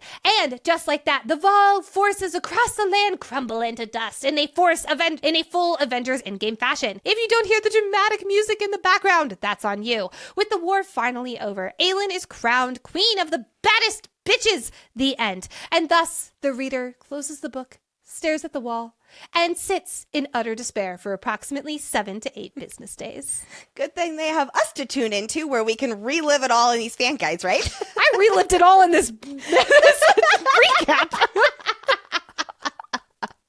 Oh gosh, let's begin with Aelin. Poor Aelin at the beginning of Kingdom of Ash. Gone is a swaggering, fire-breathing bitch queen we knew from the last several books. Maeve is determined to fracture Aelin's identity with this psychological and physical torture, manipulating her memories and distorting the truth about her loved ones and tempting her with this false relief to reshape Aelin into Maeve's own obedient weapon. At least that's what she's trying to do. Well, and as part of Maeve's torture, she heals Aelin over and over and over again, which not only greatly confuses Aelin because it means it's harder for her to know what's reality and what's just a figment of her imagination, but also all of Aelin's scars, which have been a huge part of her journey since book 1. They remind her of who she is and how far she's come, why she's risking her life every day, and who the salt mines of Endovier shaped her to be in order to create this better world. And now they're just gone. And her promises too, like with Nehemia. Yep. And well, and the others. mating mark with Rowan is gone. And it's like that anchor to herself is gone with it. And while Aelin is not submitting the psychological twisting of what's real, what's not real, she is succeeding in that. And that's terrifying. But Aelin does not yield. You do not yield, her mother tells her from beyond. And this comment becomes Aelin's anchor. You do not yield. You must be brave a little longer. You must be strong a little longer because you do not yield. Maeve is trying to break her, but Aelin cannot let herself be completely broken. Too much relies on her, and she is too unbreakable within herself. She has done the personal development work, damn it! So Aelin survives by retreating inward, clinging to the scraps of her identity as tight as she can, because she does not yield. Not to the bigger power trying to manipulate her and break her, not to the weakness within herself as the cracks are forming. No, she is stronger than that. She will not let this trauma define her. She will not betray her people or herself. You do not yield. And this will become a rallying cry for Aelin throughout this book, where her greatest weapon is her will, her ability to survive against every possible odd. In Kingdom of Ash, once when she escapes, which don't worry, we'll get to that in our top 10 moments, Aelin's leadership style shifts from what we saw in Empire of Storms. She is no longer the untouchable queen with limitless magic and flame. She is a survivor of torture who chooses to keep fighting for herself and for her people and her kingdom. Well, and one of the most just gut-wrenching moments is when she's in Aniel and is after she has the big reunion with Kael and Irene and everyone, and then she goes to Rowan and it's just the two of them, and she's like, did I convince them? Did I convince them that I was a swaggering queen again? She's like, I'm faking it and I'm trying. And it just, oh my God. Because for a while on the page, I was convinced. I was like, yeah, absolutely. This is Aelin. Look at her go. And then seeing that out of sight behind closed doors. And it's just like, oh my God. I know. Well, she appears on the outside to start to come out of her shell again and seeming to return to that cocky, self-assured badass that we've all known and loved. But we do see that this is really a show. I think SJM does such a phenomenal job of showing the realities of mental health, not just in this series, but in her other ones as well. How a person can betray their usual self to the outside world one moment, but be empty moments later when in private. Yes. While a small scene, we do have to talk about the Aniel battle and how Aelin emerges in gold armor. Not only was this just a moment of rejoice for all fan artists out there, and if you have not looked up art around this moment, you are missing out. But this is a big moment for Aelin as she transitions from Maeve's prisoner, both physically earlier in the book and then mentally after she escapes, back to this Queen of Terrasen. She is a symbol of salvation for so many. I mean, we've been seeing that since Crown of Midnight, when Archer was like, Aelin's coming back, and he lit up and she's like, what the fuck are you talking about? So for her to emerge from the keep archway as the Queen of Terrasen, clad in gold armor, this was the first official battle, according to Aelin in her inner monologue. This was the one that would set the tone for the war and would send a message, not only to Morath, but yeah, it sends a message to Morath. It also sends a message to her allies. She's not here in a crown of jewels or a diadem highlighting her queenly status. She's not behind the doors. She is wearing a headpiece of armor, quote, a crown for war, a crown to wear into battle, a crown to lead armies. This is the moment Aelin fully steps into her role as a leader of the new world. She is saying, I'm not staying behind walls. I'm here fighting with you. And it's because of that rallying cry that echoes of the queen has come, the queen has come, begin to ripple throughout the battle. This is a neon golden sign that Terrasen is ready to fight. We get to see her give up on revenge in the hope of saving lives when she uses Maeve's killing blow to save Aniel from the wave. So many times throughout the series, it has seemed that she has made revenge a priority, but in this moment, she chooses life for all. A very queenly choice, really the only choice. Fast forward to the final battle where Aelin no longer has her magic, but her enemies don't know that. I love the little detail how her hands are shaking so much she almost drops her weapon, but she makes sure to hold firm. She is willing to face Maeve and Erewhon, knowing that she won't survive both of them, but at least she can buy everyone else around her time, give a little bit of hope for others to keep fighting in signature Aelin fashion. And also in signature Aelin fashion, she taunts her enemy, playing Maeve and Erewhon off of each other and sowing seeds of doubt about Maeve's motives. At the end of the day, Aelin doesn't need her fire to defeat these two. Not when there are healers here expelling the evil Volg. Not when she has the courage to face these two and stir the pot. Not when she has friends and trusted allies to help.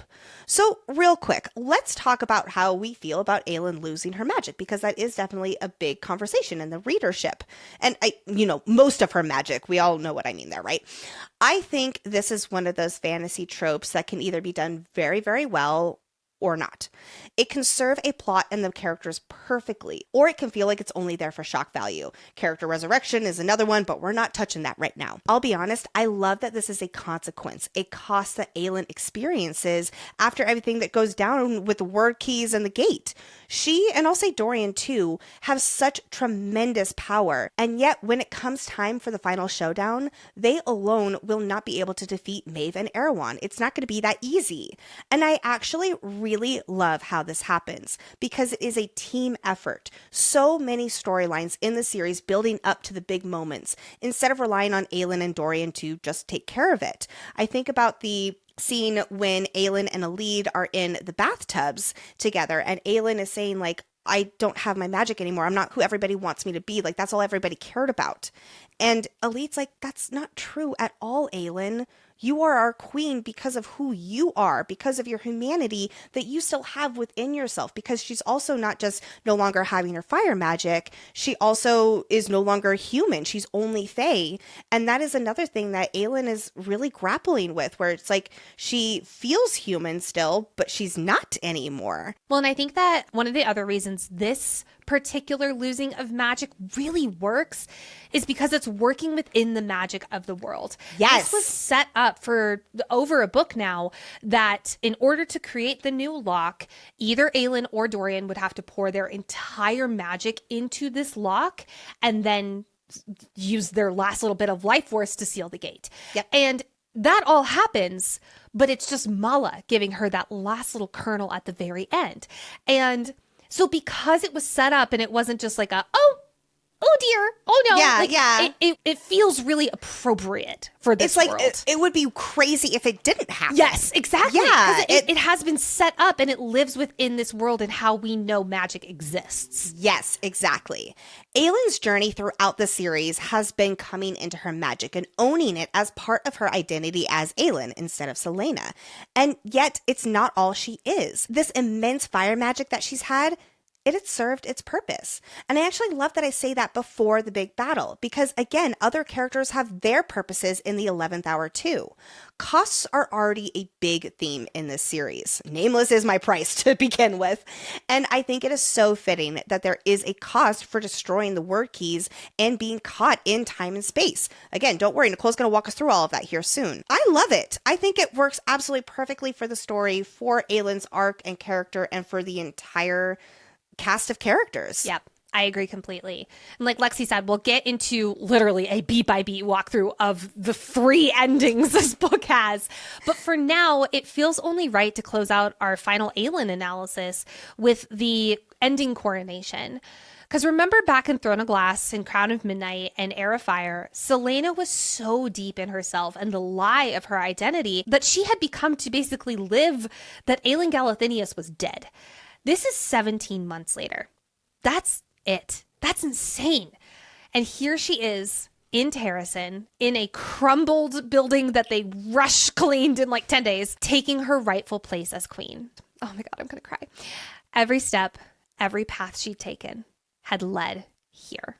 It is no accident that during this coronation scene, she passes by each of her allies, each and every single person who brought her here to this moment, to her crown, to her throne, to her kingdom. It's not silly, but I know it seems silly. Like, I'm proud of her. I'm so proud of her. I'm quoting this entire thing because it's so beautiful. Quote, "It weighed on her, nestled against her bones, that new burden. No longer an assassin, no longer a rogue princess.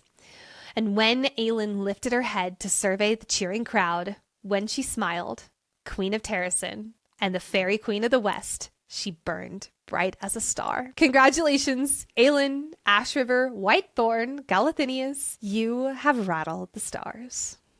I love that so, so much. Let's talk about Rowan now. Oh my goodness, his love and support for his mate. You can feel it. You can physically feel it through the pages. I feel like so much of Rowan's character in this book can be summarized in 2 scenes. The first is when Aylin is back and she's bathing in the freezing lake, and he asks, "Can I hold you?" I know. He is at a complete loss of what to do for her. And it's heartbreaking. But instead, she does not go to be held by him. She gets in the water. The steam hisses. She erupts into flames. But slowly, she starts to return to herself. And she's able to talk to him about what occurred with Maeve. And that's their relationship.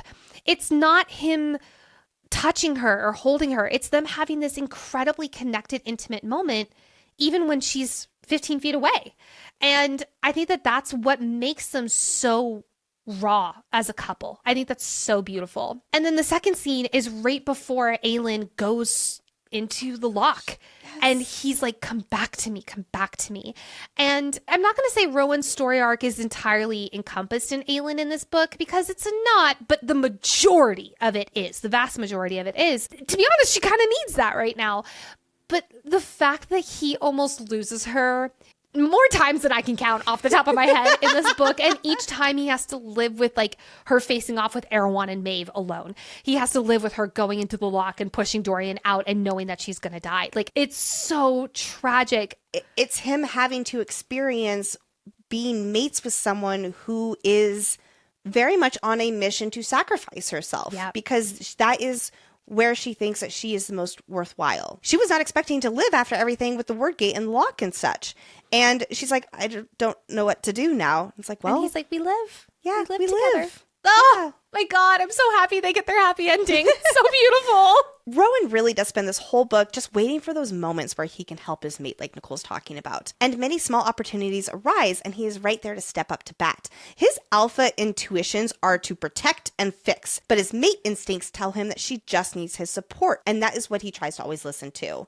This doesn't mean that Rowan doesn't argue or debate, and the decisions/sacrifices that she's constantly making to her detriment doesn't frustrate the hell out of him, but he also doesn't stand in her way, like Nicole's saying here too. Or in the case of the word key destruction decision, he pushes to figure out another way. In his mind, there is always an alternative because he will not settle for the conclusions that Aelin has settled for. And together, they're able to figure out alternatives. Well, and I can imagine how frustrating that would be for Rowan, where he's like, what if you and Dorian went in together? And Aelin's like, well, Elena didn't tell me that. And he's like, Elena didn't tell you a lot of things. Like, are you kidding me? That's not what we're going with. I'm really proud of Aelin for listening to another voice and deciding to go about it a different way, even if in her mind, actually, I take that back, because in her mind the entire time she was thinking, well, I'm just going to push Dorian out anyway. But yeah, never mind. I'm giving her an L for that. But we'll come back to that later.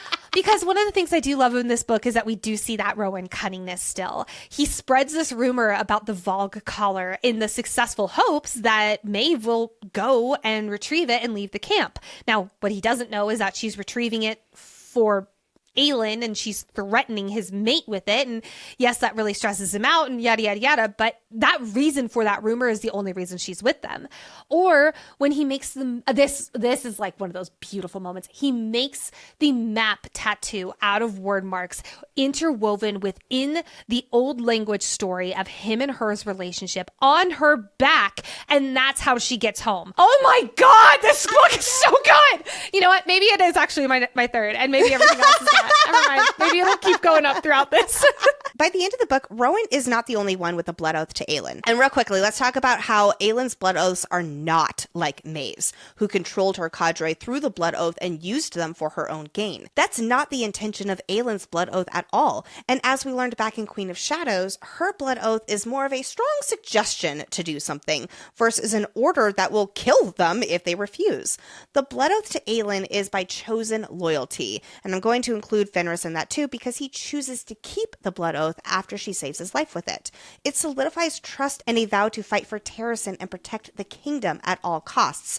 Note how I'm not saying Aelin at all costs. It's for her kingdom. And I love how by the end, Aedion finally gets his blood oath he sought all of his life. Even his father Gavriel in death has an honorable blood oath as he died defending Terrasen and his son. And then like I said, Fenris has the blood oath, Lorcan to prove his loyalty, these Fae warriors who have chosen to follow her into the dark and bring forth the light. During the final battle, Rowan is just so proud of them and that they are fighting for something so much bigger, something that they truly care about versus just an order that Maeve told them to do, and how they all have come full circle to this together to defeat evil.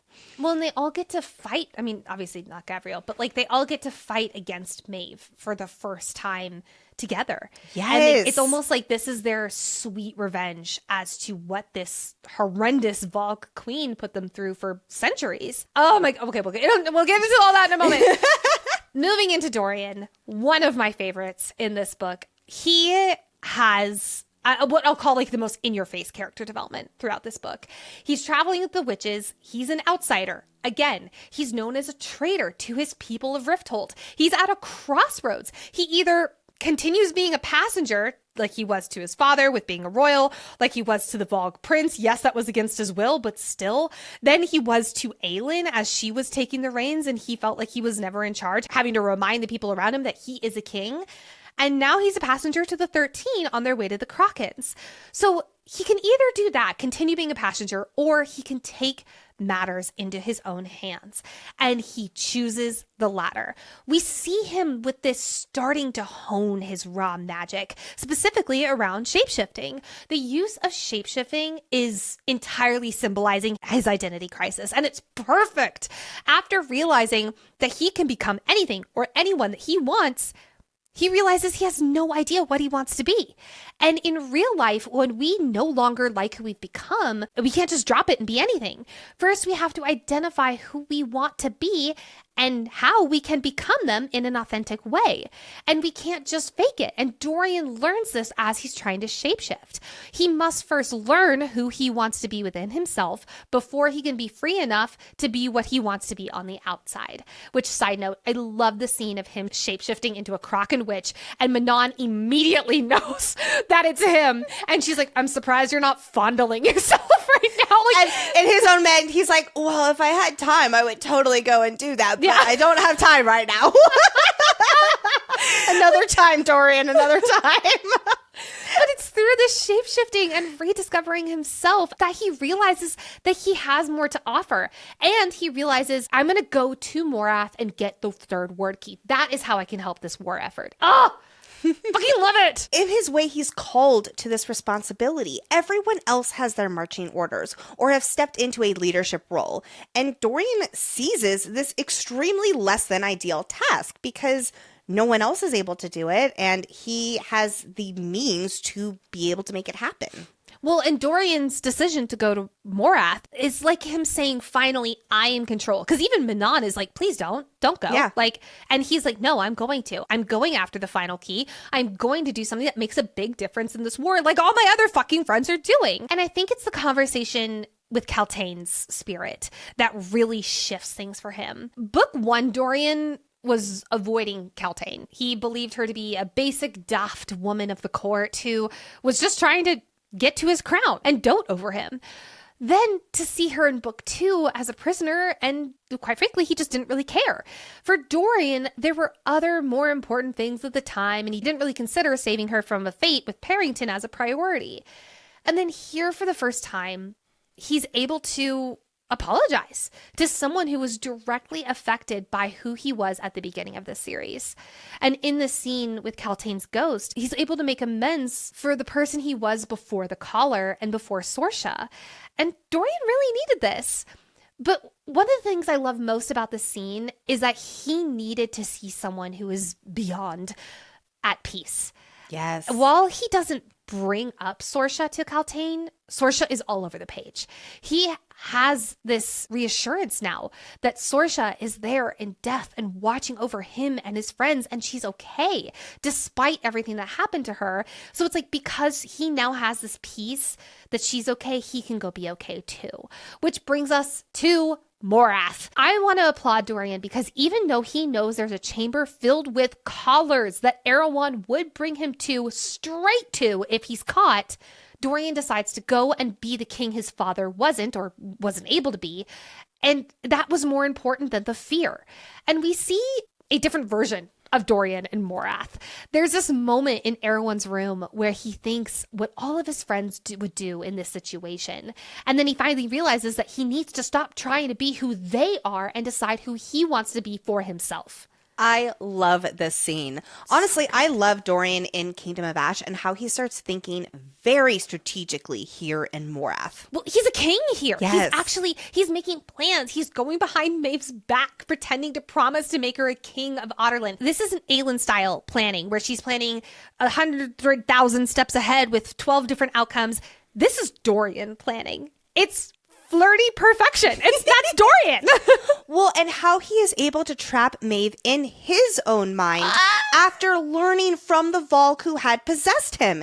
He is taking that weakness, that darkness that he has understandably shied from within himself into a strength. Knowledge about how the enemy works is power. I am obsessed with how he handles things with Maeve. He outsmarts her. Well, and then he brings Morath's towers crashing down as he flies off into the sunset as a wyvern with the rest of the horde. That's brilliant. Leaving Maeve begging after him, literally begging him. It shows that she is not as powerful as she's been portrayed so far. Honestly, her entire presence in Morath is the beginning of her downfall, showing herself to Erewhon when she's been hiding from him for so long, because alone she can't go up against Aelin anymore after Aelin outed her as a terrible Vogue queen to Doranel. There is an iconic iconic sequence with Dorian and Aelin deciding together. Their joint power might be enough to use the 3 word keys and destroy the word gate they open. They need to destroy these keys now, so Maeve or Erewhon will not have the opportunity to take them back, especially now that all 3 of the keys are together, not spread out across the continent. Dorian and Aelin are individually stubborn enough to want to be the one to sacrifice themselves, each of them feeling that it is their responsibility. Aelin, because she is Aelin, who will never let a friend go in her stead when she has been anticipating this to be her sacrifice for a while now. Well, I mean, think of Nehemia and how Nehemia sacrificed herself for Aelin. That was Aelin's last straw, or Celaena's last straw. That was the thing that propelled her forward and made her promise she is going to make Nehemia's sacrifice worth it. And that's how she sees it. I mean, literally, Elena and Nehemia's conversation at the end of Empire Storms in the Witch Mirror sealed that for Aelin. Yeah. And the whole idea of, well, it can be Dorian instead, she's like, no, like it cannot be anyone else. She has that in her head because if she lets it be someone else, that is her letting someone else take the fall for something. Yeah, exactly. Die instead of her. But then there's Dorian because he is also really pushing for it to be him. He has nothing left to lose. Unlike Aelin, who has a mate, allies, a kingdom supporting her and needing her to rule.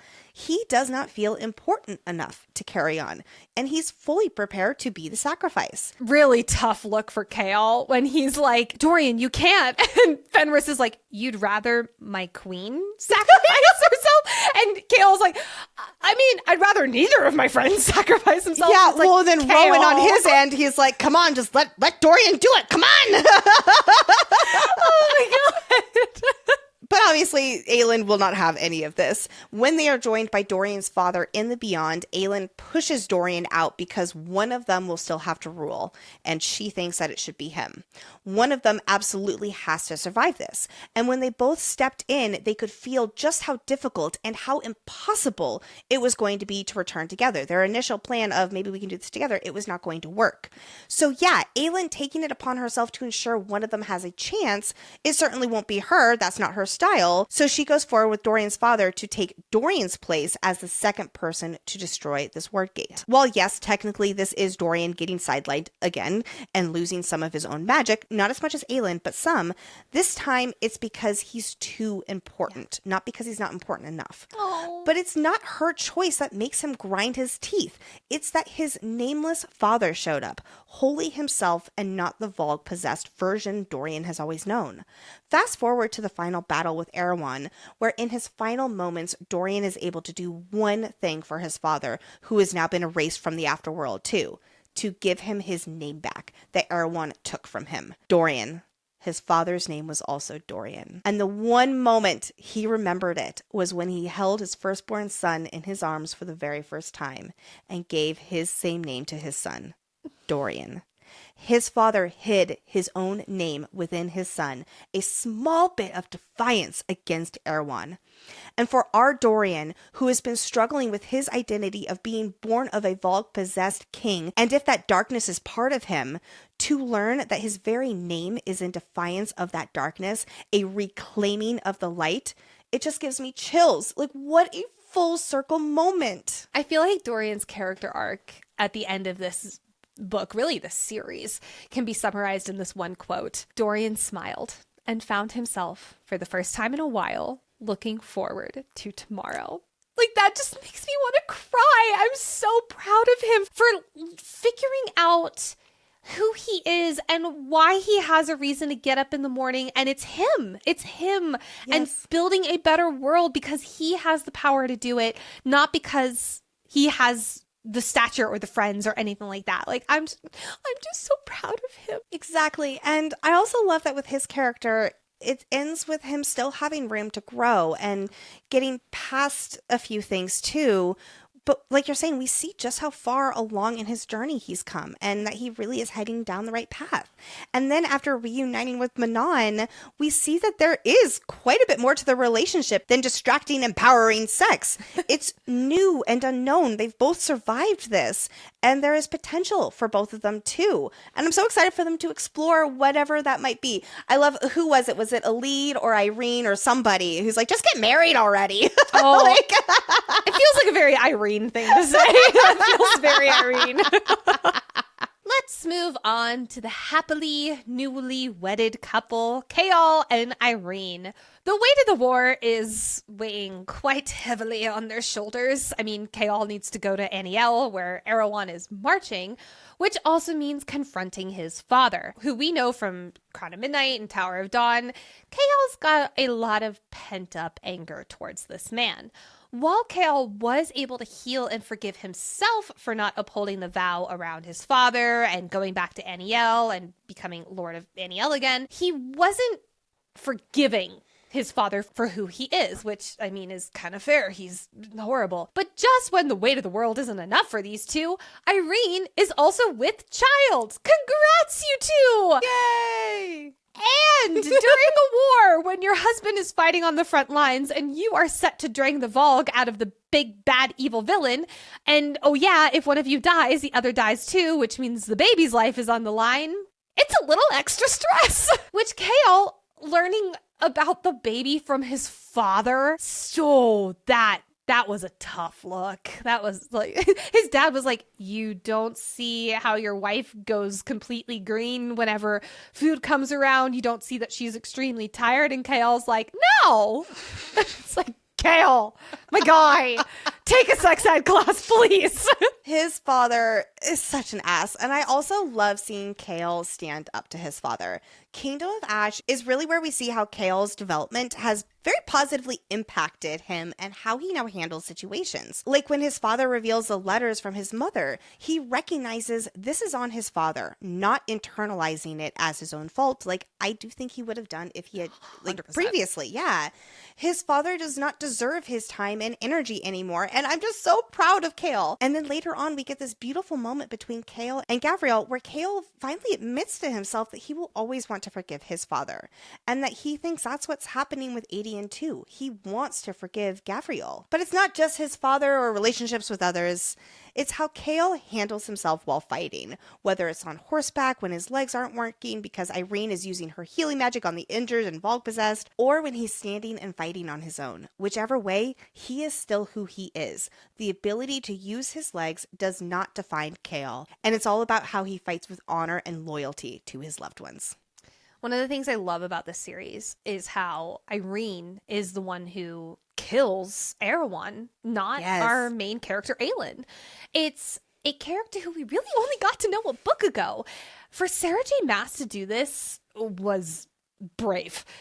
And it pays off tenfold because of multiple reasons. Number one, we mentioned this last episode, but I'm saying it again. The fact that Erewhon fears not the people who bring destruction, but the people who bring healing is so fucking poetic. The second reason is because I love when a big bad villain has, I'm going to call it the choice to come back and be good, but they are so dark and twisted that they literally kill themselves almost. It's not because they're killed ruthlessly, but it's because the darkness inside them has consumed them wholly. And we see this with Erewhon when Irene was pulling the Vogue out of him. We see that he is only this dark mist, fire, flame situation, and that is what she snuffs out and kills. The third reason is that I love that Irene is not afraid. She is so full of hope and joy for this better world and a free world for her husband and child, that the darkness Erewhon is trying to fight back with in the ending battle, it can't even touch her. We needed the character that symbolizes hope incarnate to end Erewhon. And I mean the line, quote, "You have no power over me," that Irene says to Erewhon as she's killing him. Fuck, it's so good. And then last but not least, yes, Aelin is our main character, but this is an ensemble cast. And I think I'm learning more. I was not a big fan of the ensemble cast before this fan guide situation. I am a big fan of it now. It has completely changed my mind. And the fact that the battlefield is chanting Irene, Irene, Irene after Erewhon dies, it just shows what you were saying earlier, how everyone is part of this war and part of the battle. It's not just the Queen of Terrasen. Yes. I also want to point out, too, another moment for Kale when Irene is going to be flying with Dorian and I think Lysandra to go defeat Erewhon. And Kale, he lets her go. Yeah. And I think back to Crown of Midnight and Yes. Throne of Glass with Aelin. And I wanted to just be like, dude, you gotta let go. Don't control her. Exactly. And we see how far he has come again in his relationship with his wife. It is not anything like a relationship we've seen from him before. It is right for him because he's with the right person and he's done the inner healing and he can let her go be big and brave and wonderful. Well, and it's a reminder that people can grow and heal and become a different person, Yes. make different choices. Inner work is important. Yes. God, I can't express that enough. Speaking of inner work, we have our girl God. Manon, the last Kraken queen. What a big journey she goes on in this book that is a compilation of her arc throughout the series. I know we're saying that so much in this part too, but it's all just so true, especially for Manon. She knows the risks of seeking out the Krakens and showing herself to them. She's a kill-on-sight target, but deep down, I think that she recognizes her importance in this war and the role that she has to play, like we were saying earlier this episode. She is no longer an indecisive leader or alone or unsure of her morals. That is all very clear for her now, and it makes her a stronger leader, not just for the 13 or even the Iron Teeth previously, but now for the Krakens as well. What's a little leadership without a little scheming? As part of getting the Krakens to trust her, Manon lures the Yellowleg witches to the camp, although she obviously lies to the Krakens, saying that this wasn't my plan all along. But the attack also costs 8 Kraken witches, and it also made them late to rally in Eelway, where a whole slew of Krakens were wiped out. Old Manon would not really have thought twice about this lie, about the losses, about the manipulation, and all of that kind of things. As an Iron Teeth witch, she was taught to think in manipulation through violence. But that's the issue. Here, when she lures the Yellowlegs, she was thinking like an Iron Teeth witch, ruthless, scheming. And that guilt weighs on Manon as a result of that decision and shows her just how far she's come in distancing herself from the Iron Teeth way of living. The fact that she has a guilty conscience after that, the fact that Dorian is like, yo, that was not okay. Like, that was a lot. It really shows that Manon cannot think like an Iron Teeth witch and lead the witches into a new world. Yes, which brings us to when she faces the 3 matrons. And in this fight, Manon shows brutality, kindness, and mercy. 1 per matron fight. Yellowlegs matron, dead. Yellowlegs, we don't like them, okay? They're mean. They're extra mean. Blue Blood, spared for her daughter's sake. And then Manon's own grandmother fled, and Manon let her leave. And I think that we could also even look at this as symbolic of the 3-faced goddess that the witches honor. The young Manon, who would be the maiden, would kill without thinking. That's who she used to be. Then the older, slightly more mature version of herself, the mother, sees the value in an ally with the blue blood. And finally, the wisest, the crone, version of her knows that mercy to a coward can be more damaging than death, because this makes her grandmother look absolutely terrible. This is her grandmother's biggest fear. She would probably kill Manon if Manon came back in the same state that her grandmother had been in. And Manon, after this, she crowns herself, literally with a crown of stars from the dead Yellowlegs, who it did not rightfully belong to. And it is this moment that she truly shows the values of what it means to be the queen of the witches. The Kraken witches' fires burn, the crown glows, the rightful witch queen is here to lead her people. Which brings us to the heart-wrenching moment. In battle, the final witch tower is positioned at Orinth, and enemy Iron Teeth witches are willingly performing the yielding to implode their power as they jump into the mirror-lined pit, channeling their power with that of the mirrors, magnifying it into such a destructive blast that in its wake are only ashes. Just a few blasts of this, and the entire city will be destroyed. So the solution is to try and take apart the tower before another Iron Teeth witch jumps into this mirror pit, does the yielding, sacrifices herself, and causes an even worse blast through the city. And that is when the 13, quote, all looked at one another, like they'd had some unspoken conversation and agreement. Our beloved Asterin, a witch who has loved and lost, smiles at Manon with eyes bright as stars. Live, Manon, live. And then Astrid punches her in the gut to knock the wind from Manon and allow herself time to run to her wyvern before Manon can stop them. And Manon is helpless at what happens next.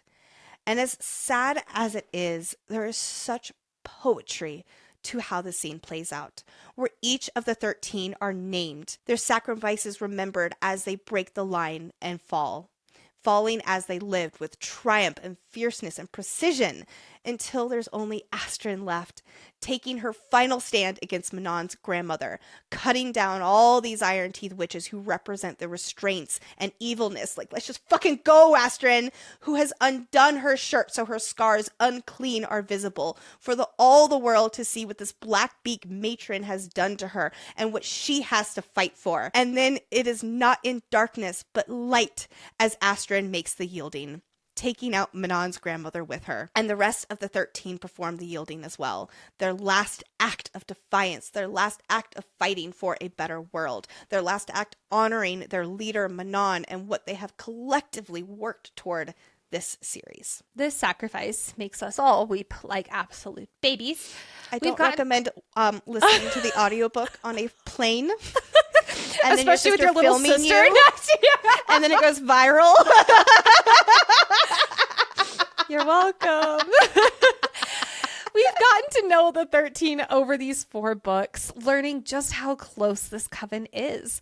But it's how they are all better as one together that really makes it stick in our hearts. They have been Manon's rock against which the surf crashes for literally 100 years. In many ways, Manon is who she is because of them.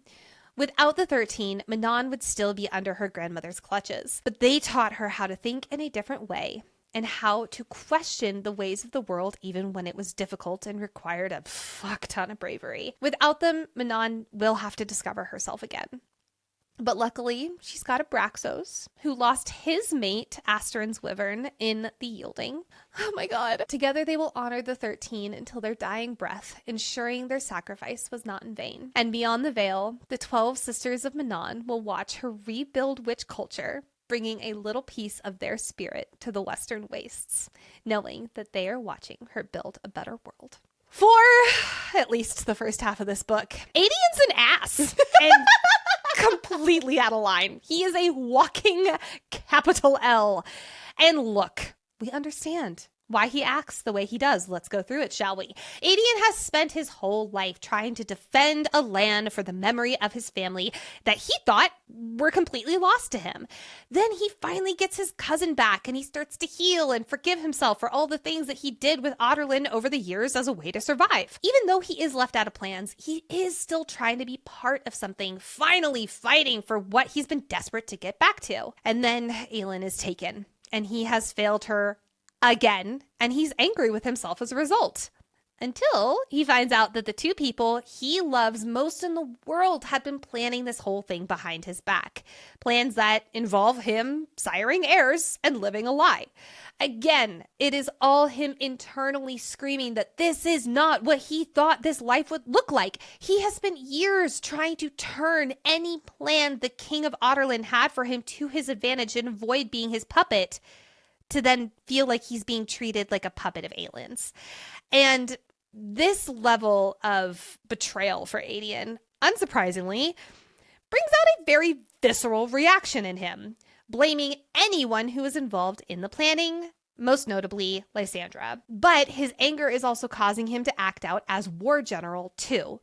When Dara orders Adian to Orinth and Adian says no, goes to Peranth, and loses the battle, and in that battle, it's revealed that Lysandra has been pretending to be Aelin, he is demoted, rightfully so, I think rightfully so, and loses his sword. The sword that has been his North Star this entire series. I do love that he has Ren on his side, who's like, okay, wait, hold on. Like, this is, like, do we need to take his sword away? Like, that's his emotional support sword. That's love mean. Ren. And also, I will say, too, that he has proven himself as a leader to the Bane, to his army, his small army, right?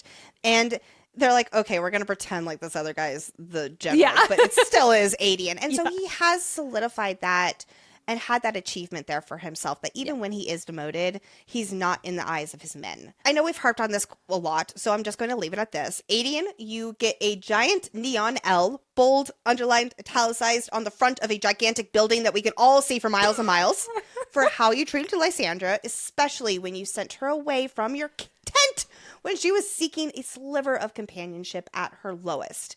And now I want to turn our attention over to Lysandra, who starts Kingdom of Ash just so alone in her mission of having to pretend to be Aelin. The only person who knows the truth is Adian, and he's not speaking to her. She understands he needs space to be angry with her, but she also won't accept being talked down to the way that he is lashing out at her. But we see from her POV that she is losing hope and her sense of self-preservation. She is internally struggling so much while having to compartmentalize it and fulfill her duties to a court she promised her queen. To make the real Aelin's sacrifice worth it. To belong and to be part of something so much bigger, determined for a better world. It isn't until what they think is the beginning of their end and they both give up their hatred of each other and their previous actions that Adian and Lysandra are able to really come together and realize that the animosity is only serving to make them both unhappy. And I was actually surprised that on this reread, as I was finishing the book, I felt a sense of excitement for Lysandra and Adian, that I have very much been on the train of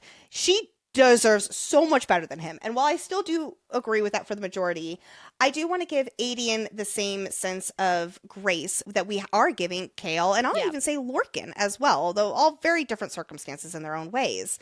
And Lysandra is able to be the bigger person, and he is able to show her that he is sorry. And during those days of battles where they're out fighting and risking their lives every single day, and then in the evenings and in the mornings they're able to just hug each other and they feel that with one another. And I really felt that connection and that them working through all of this and coming together during the hardest times. I found that a little bit empowering, really. Well, and I do feel like it's a good reminder for us readers that not all relationships are straight and narrow. Like it reminds us that some ways that you get to be together can be very, very, very messy.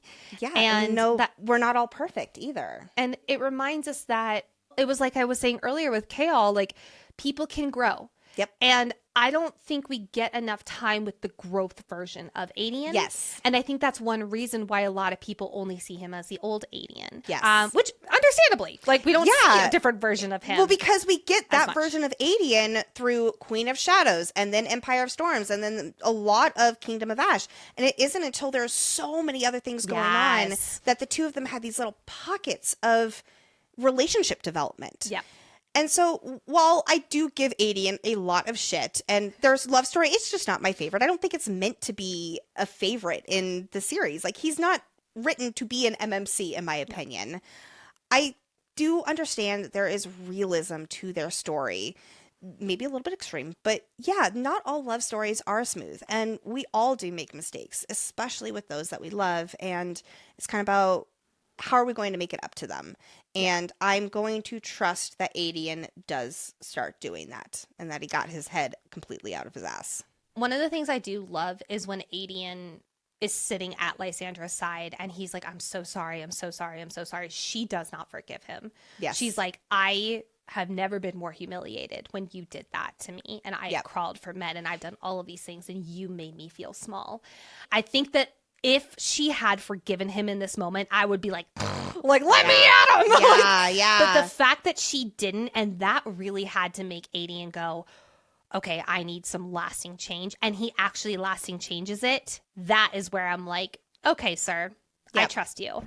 But this also brings me to another moment of lasting change for Adian, and that is Gabriel's death and the impact it has on his son. Adian has been ignoring Gabriel's existence basically since learning about his father in Queen of Shadows.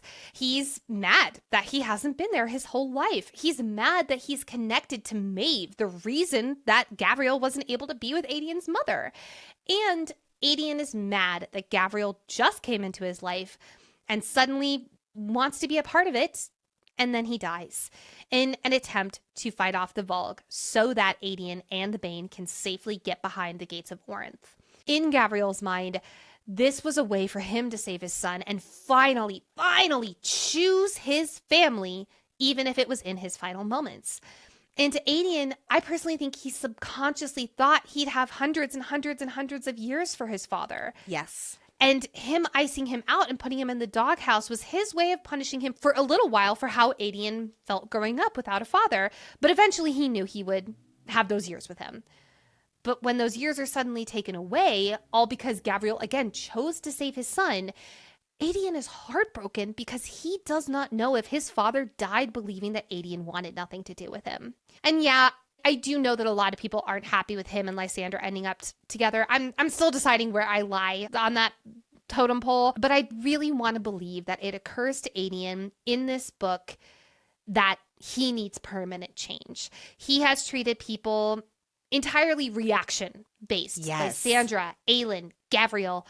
And when he realizes he'll never be able to make peace with his father fully, he learns that time is not guaranteed with those that you love. And I like to think that this lesson is now inked into him, much like his father's name is added to the Terrasen knot that Rowan tattooed onto his chest. And so that's where I'm like, I want to believe that there is that lasting change from Adian, but unlike Chaol and Lorcan, we don't see it. Yep. So that's why I think he's a harder sell. He's a harder sell of a character. Yes. Well, speaking of Lorcan, let's talk about him and Elide, because things are not looking so good for them at the beginning of Kingdom of Ash. We see Lorcan deeply regretting his actions and the loss of Elide's affection. He's willing to do whatever it takes to make things right. It goes right back to what we were talking about last episode, how with Lorcan, actions really do speak louder than words, and he recognizes that, and he's seeking to rectify his mistakes and gain Elide's trust and love again. Elide has every right to be angry at Lorcan, given what she believes about him having crawled after Maeve. Later, when she finds out that he was crawling to save Aelin, she refuses to admit how that changes anything, but that is when she does begin softening to him again. And then, of course, there is the epic scene that changes everything when Lorcan is left for dead on the battlefield at Aniel, and the dam is about to break. Elide is the only one who realizes that he is missing. Not even his brothers noticed that he was not among all of them. And all Elide can do is remember her promise to always find him. That's just like her mantra, just chanting, I have to find him, I have to find him, I promised. And she may be mad at him, but at the end of the day, they are each other's person. And find him she does, taking a horse named Butterfly, who has been called Hellas's horse, and it is Hellas who has guided and watched over Lorcan his whole life. The poetic irony!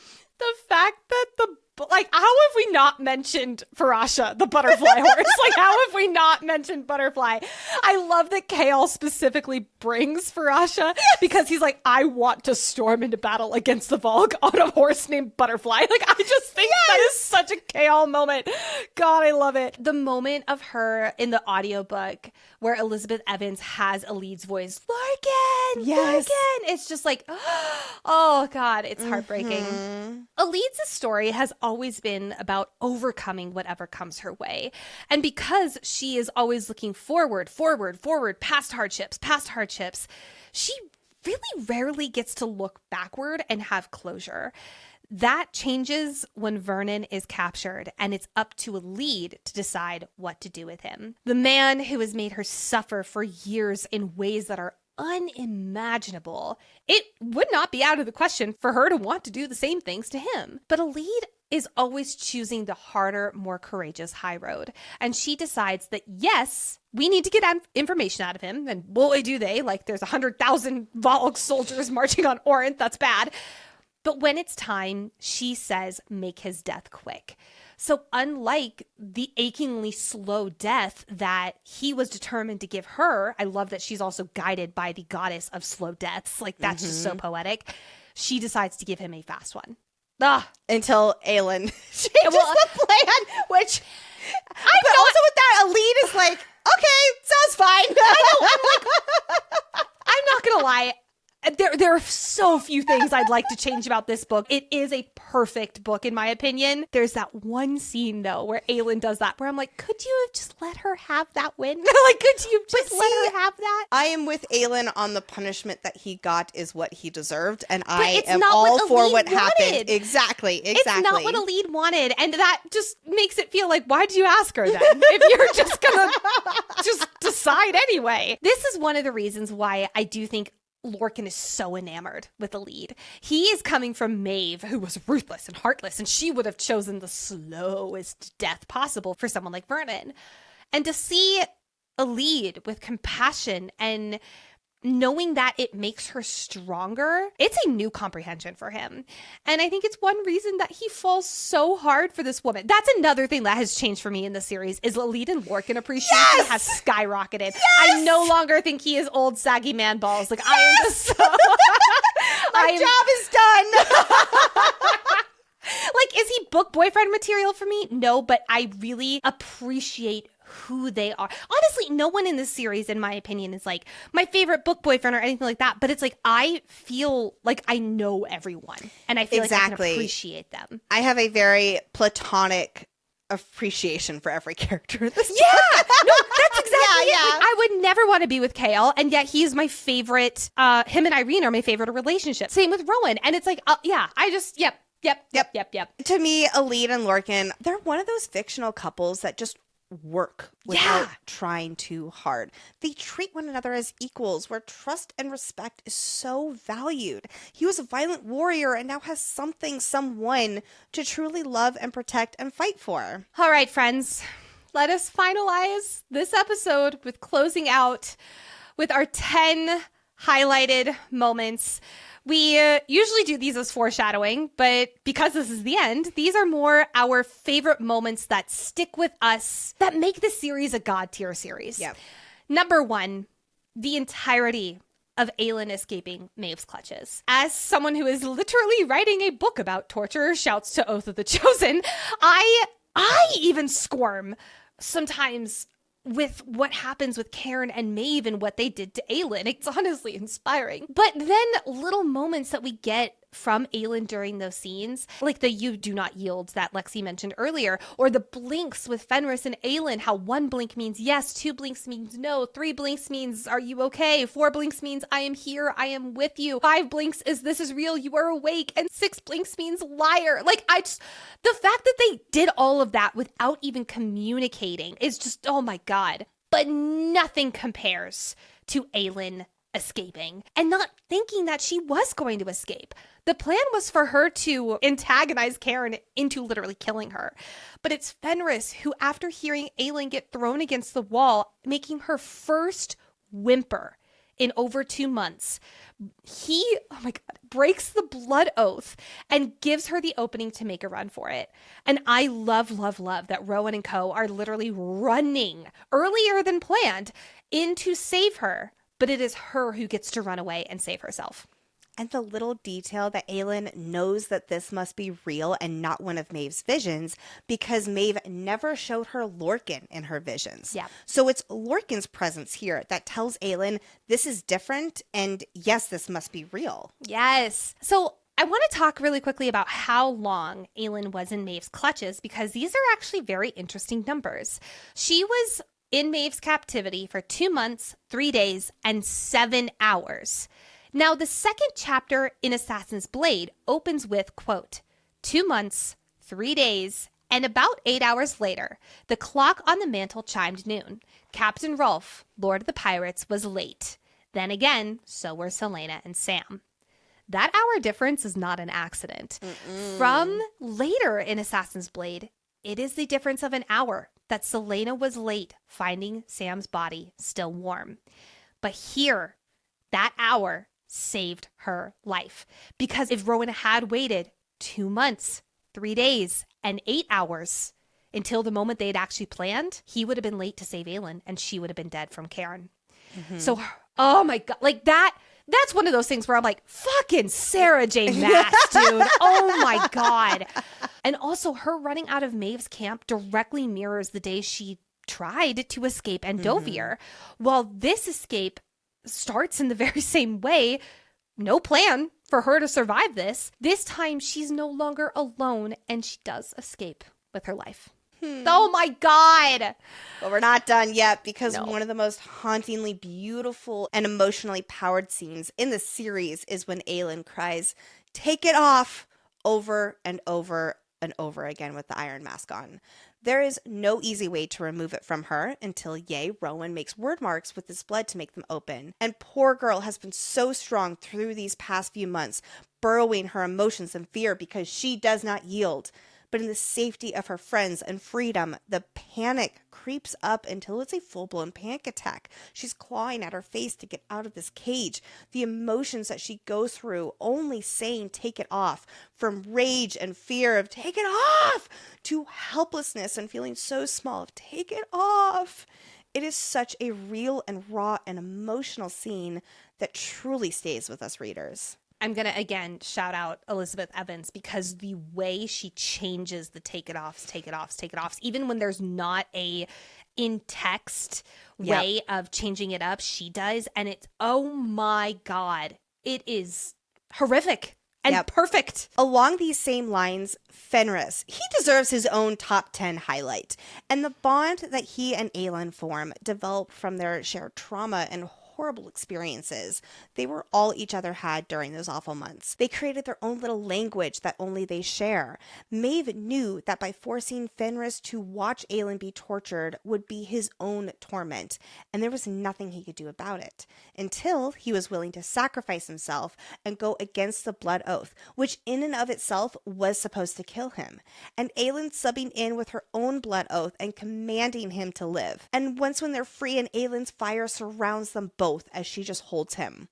It is the two of them who have just been freed together. And Rowan's not the one holding her encased in the fire. No, it's Fenris and her, because they were in this together and they just got out of it. And then later on, she offers that he doesn't have to keep the blood oath because she wants him to have his own autonomy and freedom that he's been denied for so long with Maeve.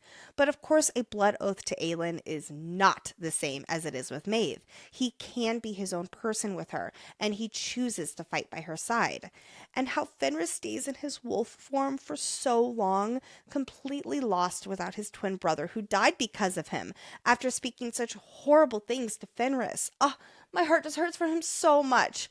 Overall, we see Fenris go from this cocky, fun-loving, young at heart male to a much more closed-off and quiet male.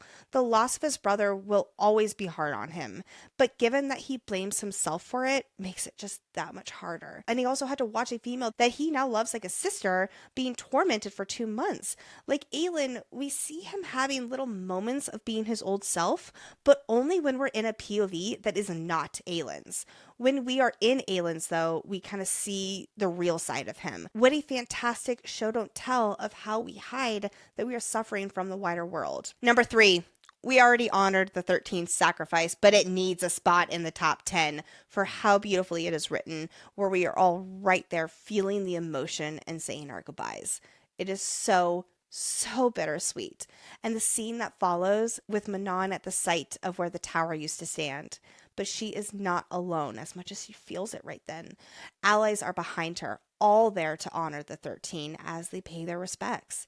And there, a whisper on the wind, Manon can hear her great-grandmother Glenys say the words, quote, "Be the bridge, be the light. When iron melts, when flowers spring from fields of blood, let the land be witness and return home." And far away on the barren lands of the western wastes, a flower begins to bloom for the first time in 500 years. Manon is not the only one who broke that curse. She is the one to unite the witches, bring them here to this fight. So I think of her as that bridge. But it is the 13 who carry out the task and bring about the second part of the cure. They are the light. They melt the iron. They are the reason the people brought the flowers to this field of blood. There's something so heart-wrenchingly special about these memorable character deaths like this that are, again, I say so bittersweet, that serve such a greater purpose. And I just, the 13, I love them so much. I also love the connection that it's when flowers begin to bloom, and Abraxos loves rolling around in flowers. Like, yes! what? Like, that is a symbolism and a foreshadowing literary masterpiece. Yep. Number 4, the scene where Manon tries to get Dorian to stay and not go to Morath. She's afraid that he'll go there and return as something that she doesn't know, that she'll have to kill him. And what's left unsaid is that she cares for him too deeply. Her offering an alliance between them and their kingdoms, aka Manon proposing marriage, but Dorian sees it for what it really is, a sacrifice. As much as they care for one another, she is too free-spirited to be tied down by marriage, to be truly satisfied with that life. And then when he tells her to leave her crown on before they bang one more time, before he leaves while she sleeps, and then when she wakes up and sees that the bed is cold next to her, she'll confess to one of the 13, I thought that he'd stay. And just, my heart. I know we really didn't have time to explore the depth of complexity between their relationships, but like oh my God, their connection is so subtextual, and it's just, it's so well done. Yes. The crown on is really masterful. Leave it on. Yes. Leave it on. Number 5, our character's time in Aniel, but specifically when Aelin stops the damn water. How fucking amazing. We learn that she has been tunneling into her magic for the past 3 months, which would be impossible under any normal circumstances.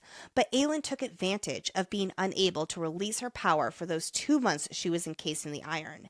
Maeve thought it would be her doom, but Aelin wielded it to her advantage and kept storing it, digging deeper into her bottomless well for when/if she escaped.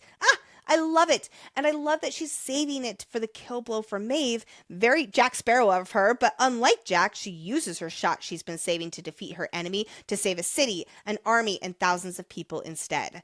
I love when they're all trying to figure out what to do in the wake of this dam breaking, and Aelin is just quiet around the chaos around her. And she's thinking, realizing what she has to do and coming to terms with that. And the way Rowan uses his power to make the steam, not boil people alive. Like, what teamwork? And then I already talked about one of my other favorite moments when Elide races to go get Lorcan, so I'll skip over that here. But oh my gosh, I love that so much. Well, and one of my favorite moments in Aniel is where Irene puts Lord Westfall in his fucking place. Kael's dad is horrible. Have we mentioned that? And the way he talks down to both Irene and Kael is despicable. And I'm quoting her entire clap back because it is perfection. Quote, I am the heir apparent to the healer on high of the Torre Chesme. I came at your son's behest back to the lands of my birth to help in this war, along with 200 healers from the Torre itself. Your son spent the last several months forging an alliance with the Cognate, and now all of the Coggan's armies sail to this continent to save your people. So while you sit here in your miserable keep tossing insults at him, know that he has done what no other could do, and if your city survives, it'll be because of him, not you. Oh my God! Yes. She's a queen! I love Irene. While we're on the topic of Irene, I give her the biggest gold star for doing what she's doing while pregnant. Because I relate so much to her first trimester sickness. I had awful nausea and much worse my first 4 months with both of my kids. And I could literally barely get out of bed. I ended up almost being hospitalized. And Irene and mothers in every form are such badasses. And how Elide's like, I'm not going to stop because Irene's pregnant and she's still going. I got to keep up with her. Like, and Irene doesn't want to use the medicine for herself. She wants to let it be for the others. She's like, just give me a few peppermint things. It's like, girl, I know that that's not going to help anything. Like you. Number 6, the reunions between Kael, Aelin, and Dorian. They have all been apart since the end of Queen of Shadows, right? Yeah, with Kael, he was gone. Even Dorian doesn't really count for that because he was awake for 2 seconds and he was like, where am I? Yeah. The 3 of them together with all their right minds for more than a few minutes. It's kind of been since Crown of Midnight. Yeah. Wow. So starting with Aelin and Kael, who are so surprised to run into each other in Aniel that he shoots to his feet. And tears start streaming down her cheeks because the first thing that Aelin sees is him standing. Like, he's so surprised to see her that he stands up. And she's so happy for him, saying over and over again, oh my gosh, you did it. I knew you'd do it. What a difference from where they've been. Each of them healing, Chaol forgiving her for himself. Oh, it's all so beautiful. And their hug, and when he says he didn't heal alone, and then we have Yrene and Aelin, and Aelin cuts in before he can even introduce his wife. And Aelin is like, Yrene Towers, remembering her. Yrene shows her the note that the queen wrote to her years ago and says, quote, I didn't waste it. Not a coin you gave me or a moment of the time, the life you bought me. I didn't waste it. I'm a puddle. But we're not done weeping with the reunions. When Dorian meets up with our crew, returning from Morath with the key, he sees a rider holding a commanding seat. And as Chaol Westfall dismounted and ran the last few feet toward Dorian, the king of Otterlin wept. Just like Nicole is right now. Their bromance has journeyed so far in this series. From boys pining after the same girl, to all the horrors that they've endured together and apart, the challenges that they've each faced, the inner and outer trauma, and through it all they are united. And just like the king ordered his hand, he succeeded in healing himself and in bringing an army. Loyal besties till the end. Number 7. This podcast coverage would be positively incomplete if we did not speculate what Lorcan did. And I'm going to be honest, this is probably the easiest theorizing we've ever done here at Fantasy Fangirls. Nicole, care to do us the honors? Let me just wipe my tears away. Hold, please. Oh my God. So, if Lorcan was going to show a lead everything, and I mean everything, I think it's only right that we, Fantasy Fangirls, who uncover books' deepest secrets, decide once and for all what Lorcan did. Lorcan launched his meat missile. He bumped his ugly into Elid's ugly. He had dinner at the Y. He played peekaboo with private parts. He started a I am doing a bit!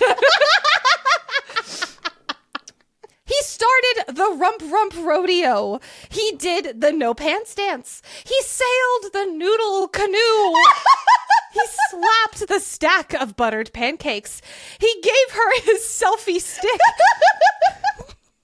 He fed the kitty. He flossed the banana slime boat.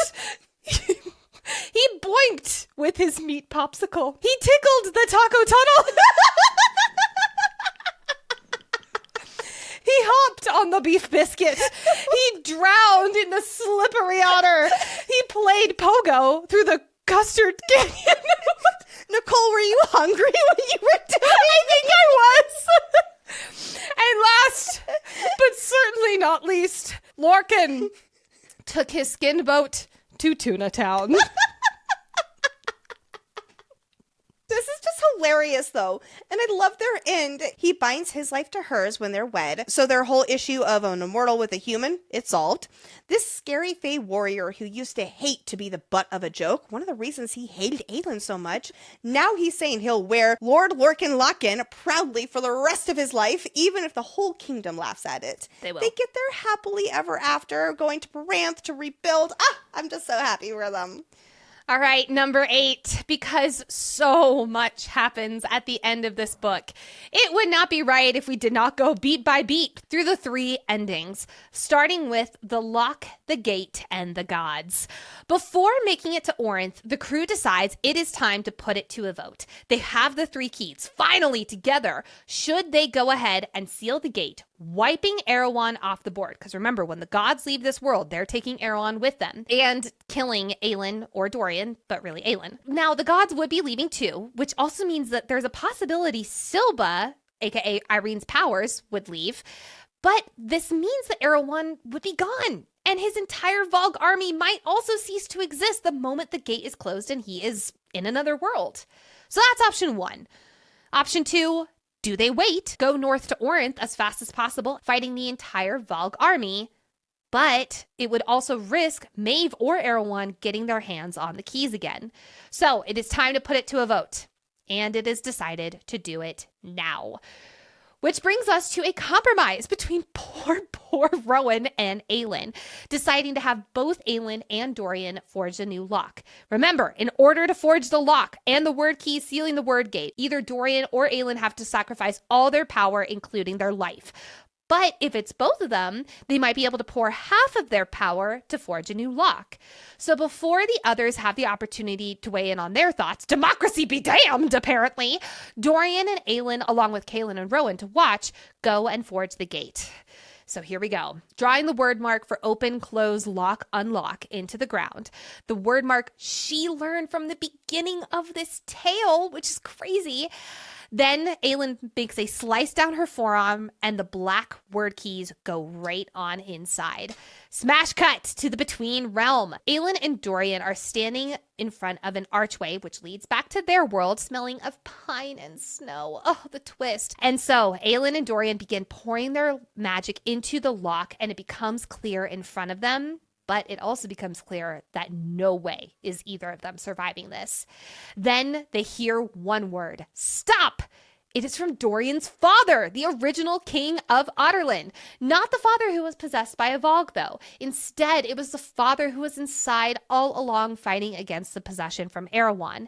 How did Daddy-O get here? Damaris. Dorian was wearing Damaris when he entered the word marks, and the sword decided there was apparently one last truth he needed. The truth? Nameless is my price. Oh, and we finally get the double meaning behind the long since heard phrase. Yes, it meant that you're a descendant of Brandon and the bastard-born Mark and all of that. But Dorian's father, whose name was taken by Erewhon, is also nameless. Jumping ahead a little, because it's not here that we learn Dorian's father's name. Instead, it is in the final face-off with Erewhon. Dorian orders Erewhon to tell him his father's name, to give it back into existence. And Erewhon shares that he wiped the name from existence, but the king remembered it only once, when he was naming his son Dorian. Yes, his father named his son after him because beholding his son for the first time was the only moment the previous king was brought back to himself. So, because of this, back to the word gate, Dorian Sr. will pay the price in Dorian Jr.'s stead.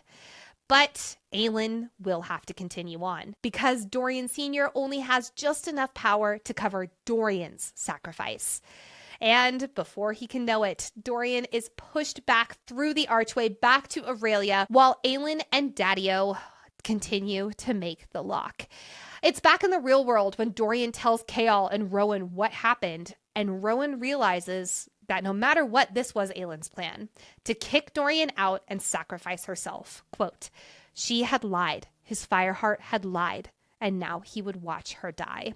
I'm sorry, Aelin, again, for another lie to your mate and husband. Poor fucking Rowan! Oh my god! Back in the word gate, Aelin and Dorian Sr. continue to pour magic into this new lock. And just as the king vanishes, so does Aelin's magic. Not a drop is left within her, and the lock is reforged. Suddenly, the gods appear. Elena is held captive, ready to be summoned back to their world so they can get home at last. They're like, all right, it's time. The train was supposed to leave 40,000 years ago. Excuse me. And it is here that Aelin will have to use her last kernel of self to seal the gate after them, shutting them in their world. And then we get the famous line.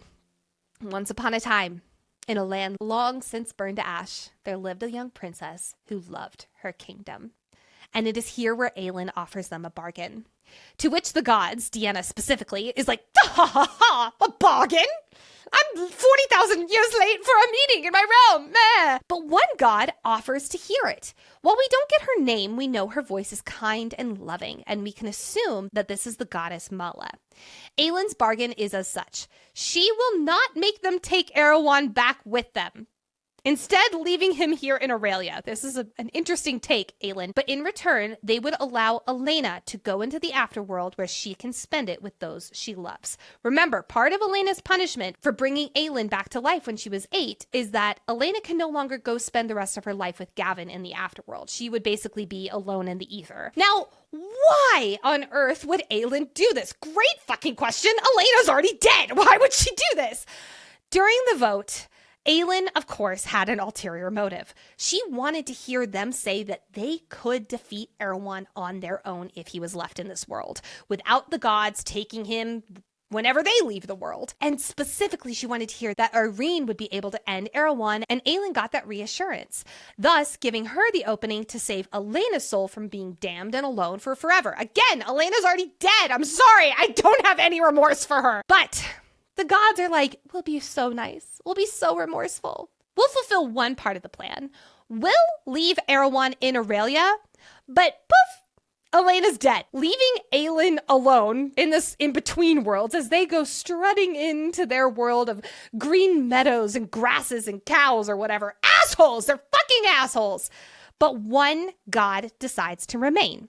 Mala Firebringer. Remember, Mala was the one who sacrificed herself to forging the original lock, the Eye of Elena. She forgot herself as a result, and she also forgot her daughter and her husband in the process. But here Mala hesitates, almost like she remembers. And more specifically, she remembers that Aelin is her heir. So she asks Aelin to seal the gate. But first, she holds out a hand and offers Aelin a kernel of her power. Quote, for what you offered on her behalf, for fighting for her, for all of them. With this extra power, Aelin will be able to seal the gate for the gods and still have a piece of herself left so she can travel back home. But how does she get home? Where's the nearest exit on this highway of life? But the tattoo on her back has a hidden meaning. Rowan tattooed the story of her and him onto her back in the old language. But within that story, he hid word marks that are a map for her to travel back home to him. Oh my God, this is beautiful. So right before she seals the gate behind the gods to their realm, Aelin is brilliant. She taps into that eternal godlike power through the gate, and furious at them for their deceit and leaving Erewhon in the world while poofing Elena out of existence, Aelin rips a hole in the sky in their peaceful meadow home, a hole straight to hell that she accidentally opened a portal to back at the beginning of the story. This is back in Crown of Midnight. And then Aelin closes the gate with just hell raining down on the gods. Brava, Aelin, brava. Then Aelin flings out a kernel of her new power from Mala towards the lock and leaps through the gate back to her own world. But she's not suddenly back in Aurelia. She is falling past world after world after world after world, worlds of light, worlds of towers, some large, some small, past, quote, a great city had been built along the curve of a river, the buildings impossibly tall and glimmering with lights. Hi, Lunathian! Oh my God! I love it so much. That's Crescent City. Yes! That is where Crescent City is. Oh yes! my God! Then she goes past a world of rain and green and wind, shouts to Wind Watch, even though that's a completely different series, past a world of only oceans, but she's going too fast, too fast. And then, oh my God, I'm like covered head to toe in chills. She passes through a world of snow-capped mountains under shining stars, where a winged fae male stands beside a heavily pregnant fae female. Both of them staring up at the stars. Better's probably splooging, huh? Oh my God! Wow! Shouts. That was a throwback. Throwback. Oh. Aelin flings her hand out, trying to signal to the couple that she can't stop. And the male, who is the most beautiful man she's ever seen, he's actually just beautiful beyond reason, looks up at her. And she, oh my God, and lifts a hand, releasing a gentle summer's night power, slowing her down. Now, I'm not going to just word vomit a bunch of Massverse spoilers here, but I do want to highlight that Kingdom of Ash came out in 2018, and a certain ACOTAR book came out in 2021. There is a 3-year difference here. Sarah J. Maas, you psychopath. Oh my God. Now, after being slowed down, Aelin sees her home, the land of pine and snow, and she throws herself back into the world, back into her own body. Brava! That could have been the ending. But it's not, because we still have Maeve and Erewhon to deal with. So we're going to smash cut back to Orinth, Remember, there are thousands of Vogue attacking, and Adian and crew are basically just holding out until the last of them die. On the battlefield, when all hope is officially lost, in runs a line of golden armored soldiers, followed by a horde of flying Rukin, the fierce Dargon horse lords, the army of the little folk, and of course, riding in on the Lord of the fucking North is Aelin. Dramatic entrances do not stop, because with Aelin's arrival, there's not an immediate turning of the tides. Orinth is still fading, and walking in together, side by side, are Erewhon and Maeve, ready to watch Terrason's downfall.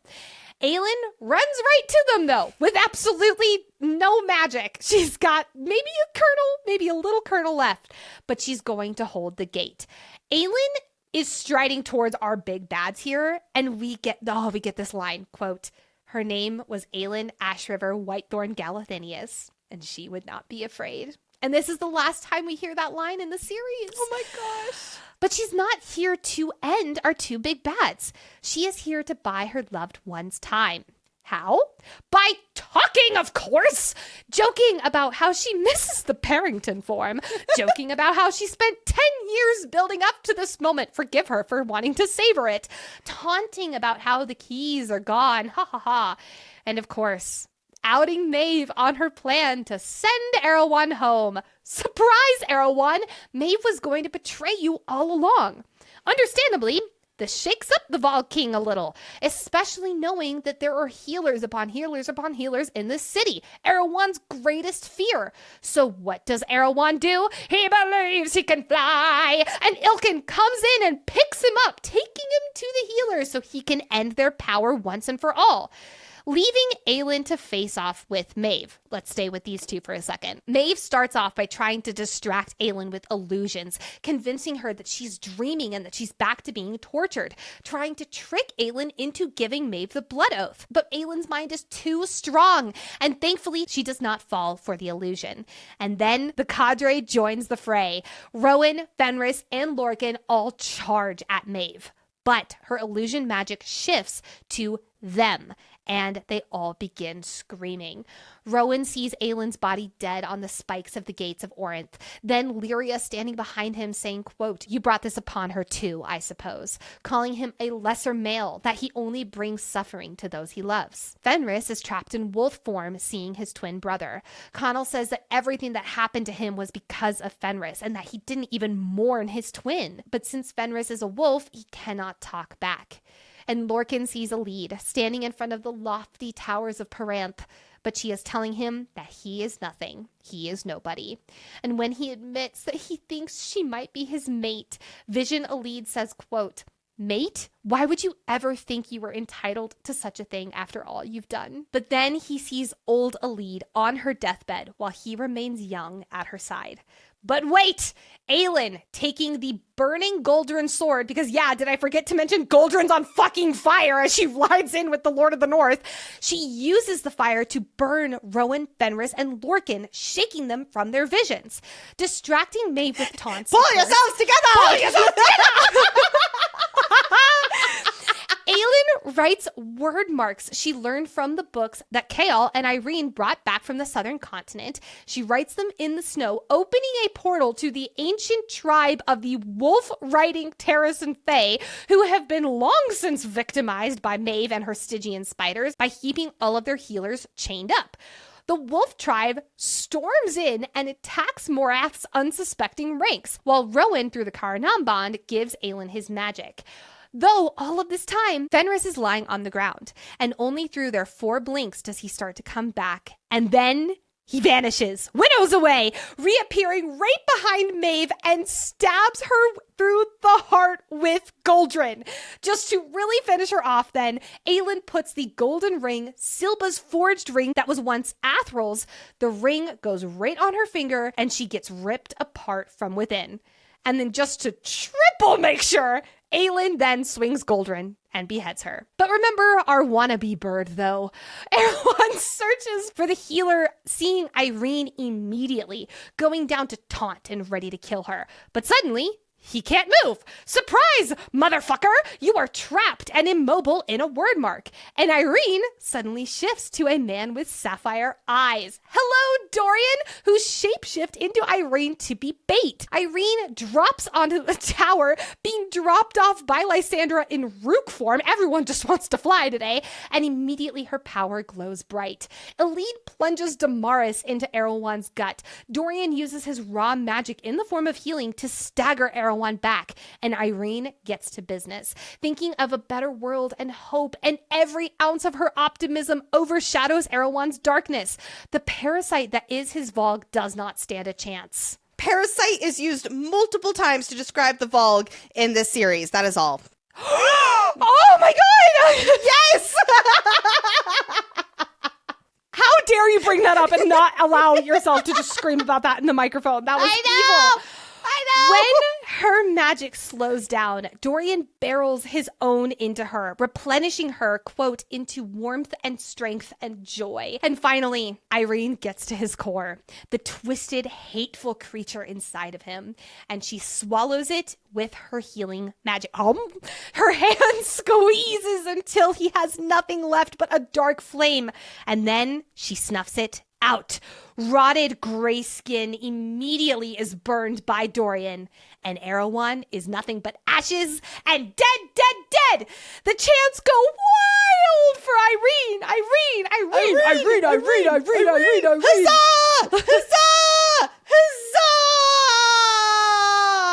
Really, with number 9, it could be its own entire episode as well. But there are just so many side characters we didn't get the chance to dive into, but I want to quickly highlight 2 in particular. Gavriel, the peacekeeper among the cadre, but we also get to see him be the father figure of that entire group as well. I like to think that it's a showing of how great a father he would have been to Adian if he ever had the chance to know that his son existed and got to be the father that he did want to be, you know? His sacrifice for his son, in his mind, would be the greatest act of his life. I really do think that. That is what was really and truly driving him to go to Terrasen. Yes, of course, he appreciates and loves and respects Aelin, but it was really for his son that he had that own personal motivation.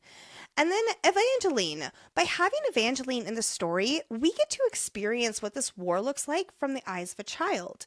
And while she's not on the page for very much of the series at all, she does play a vital role in winning over the ruling families of Terrasen. Not even just for Aelin, but it just kind of happened because she's such a wonderful little child. And she provides the reader a different perspective, especially when there's so many different POVs and so much going on with this war. She also provides the reader a different perspective, too. When she first appears in this book, we get to see her be unapologetically excited to see Adian and Lysandra, not just with relief, but pure joy. And at the time, the two of them, they're not feeling too great towards each other. Later, we experience her fear, but also how these circumstances, they're maturing her in real time. And she is not fearful for herself, but for those that she loves. I also think that her role as showing Adian as a father figure, because Yes. Adian really does take on that for, yes, Darrow, obviously it softens this asshole of a man, Yeah. but it really does show that Adian would be a great father figure, and especially given the relationship that he had with his father. I think that that's just a great way of softening Adian in order to make the transition from him and Lysandra not being okay to him and Lysandra committing themselves to each other. Exactly. And then, like you said, though, with Darrow as well, where we get to see the humanity within him and several of the other leaders as well of Terrasen. I love a grandpa softy. I love a grandpa softy figure. Oh, gosh, what's his name? Begins with an M. Oh, gosh. The grandfather who did die. Yeah, Martok, who did die. And yeah, that was so sad. So sad. I know. But anyway, I just wanted to highlight those two. Of course, there are so many more, but those two in particular. And number 10. Let's close this out, folks. Last but certainly not least, the beautiful symbolism of so many moments at the end. Lysandra walking in with her chin held high, the Lady of Carver, she used to worry whether she would be deserving of this title. And in this war, Lysandra has proved herself beyond a doubt. She was essential in this fight for a better world. She's this powerful and brave shapeshifter who is respected and revered, and I just love that so much for her. The crown that Darrow places on Aelin with twinning bands of gold like woven antlers. And in its center is not a gem, not some flashy gem, no, but something infinitely more precious. The cut bit of crystal containing the only bloom of King's Flame from Orlan's reign. It was most precious to him and his symbol of peace. It was what he was so proud of, that he was able to make the King's Flame bloom during his reign. And now it is bestowed upon Aelin. And then when Aelin asks her loved ones to walk out with her, all of them, because this celebration, this win for a better world, it truly does belong to all of them, like we've been saying this whole episode. Every single one of them has contributed to this better world and fought for it and sacrificed for it and held on to hope for it against all the odds.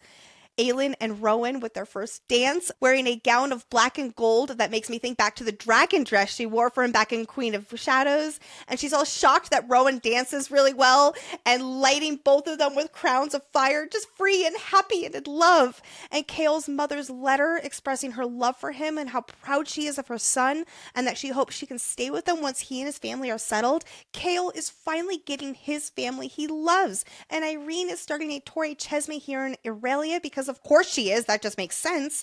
And finally, let's bring the series home with the King's Flame blooming.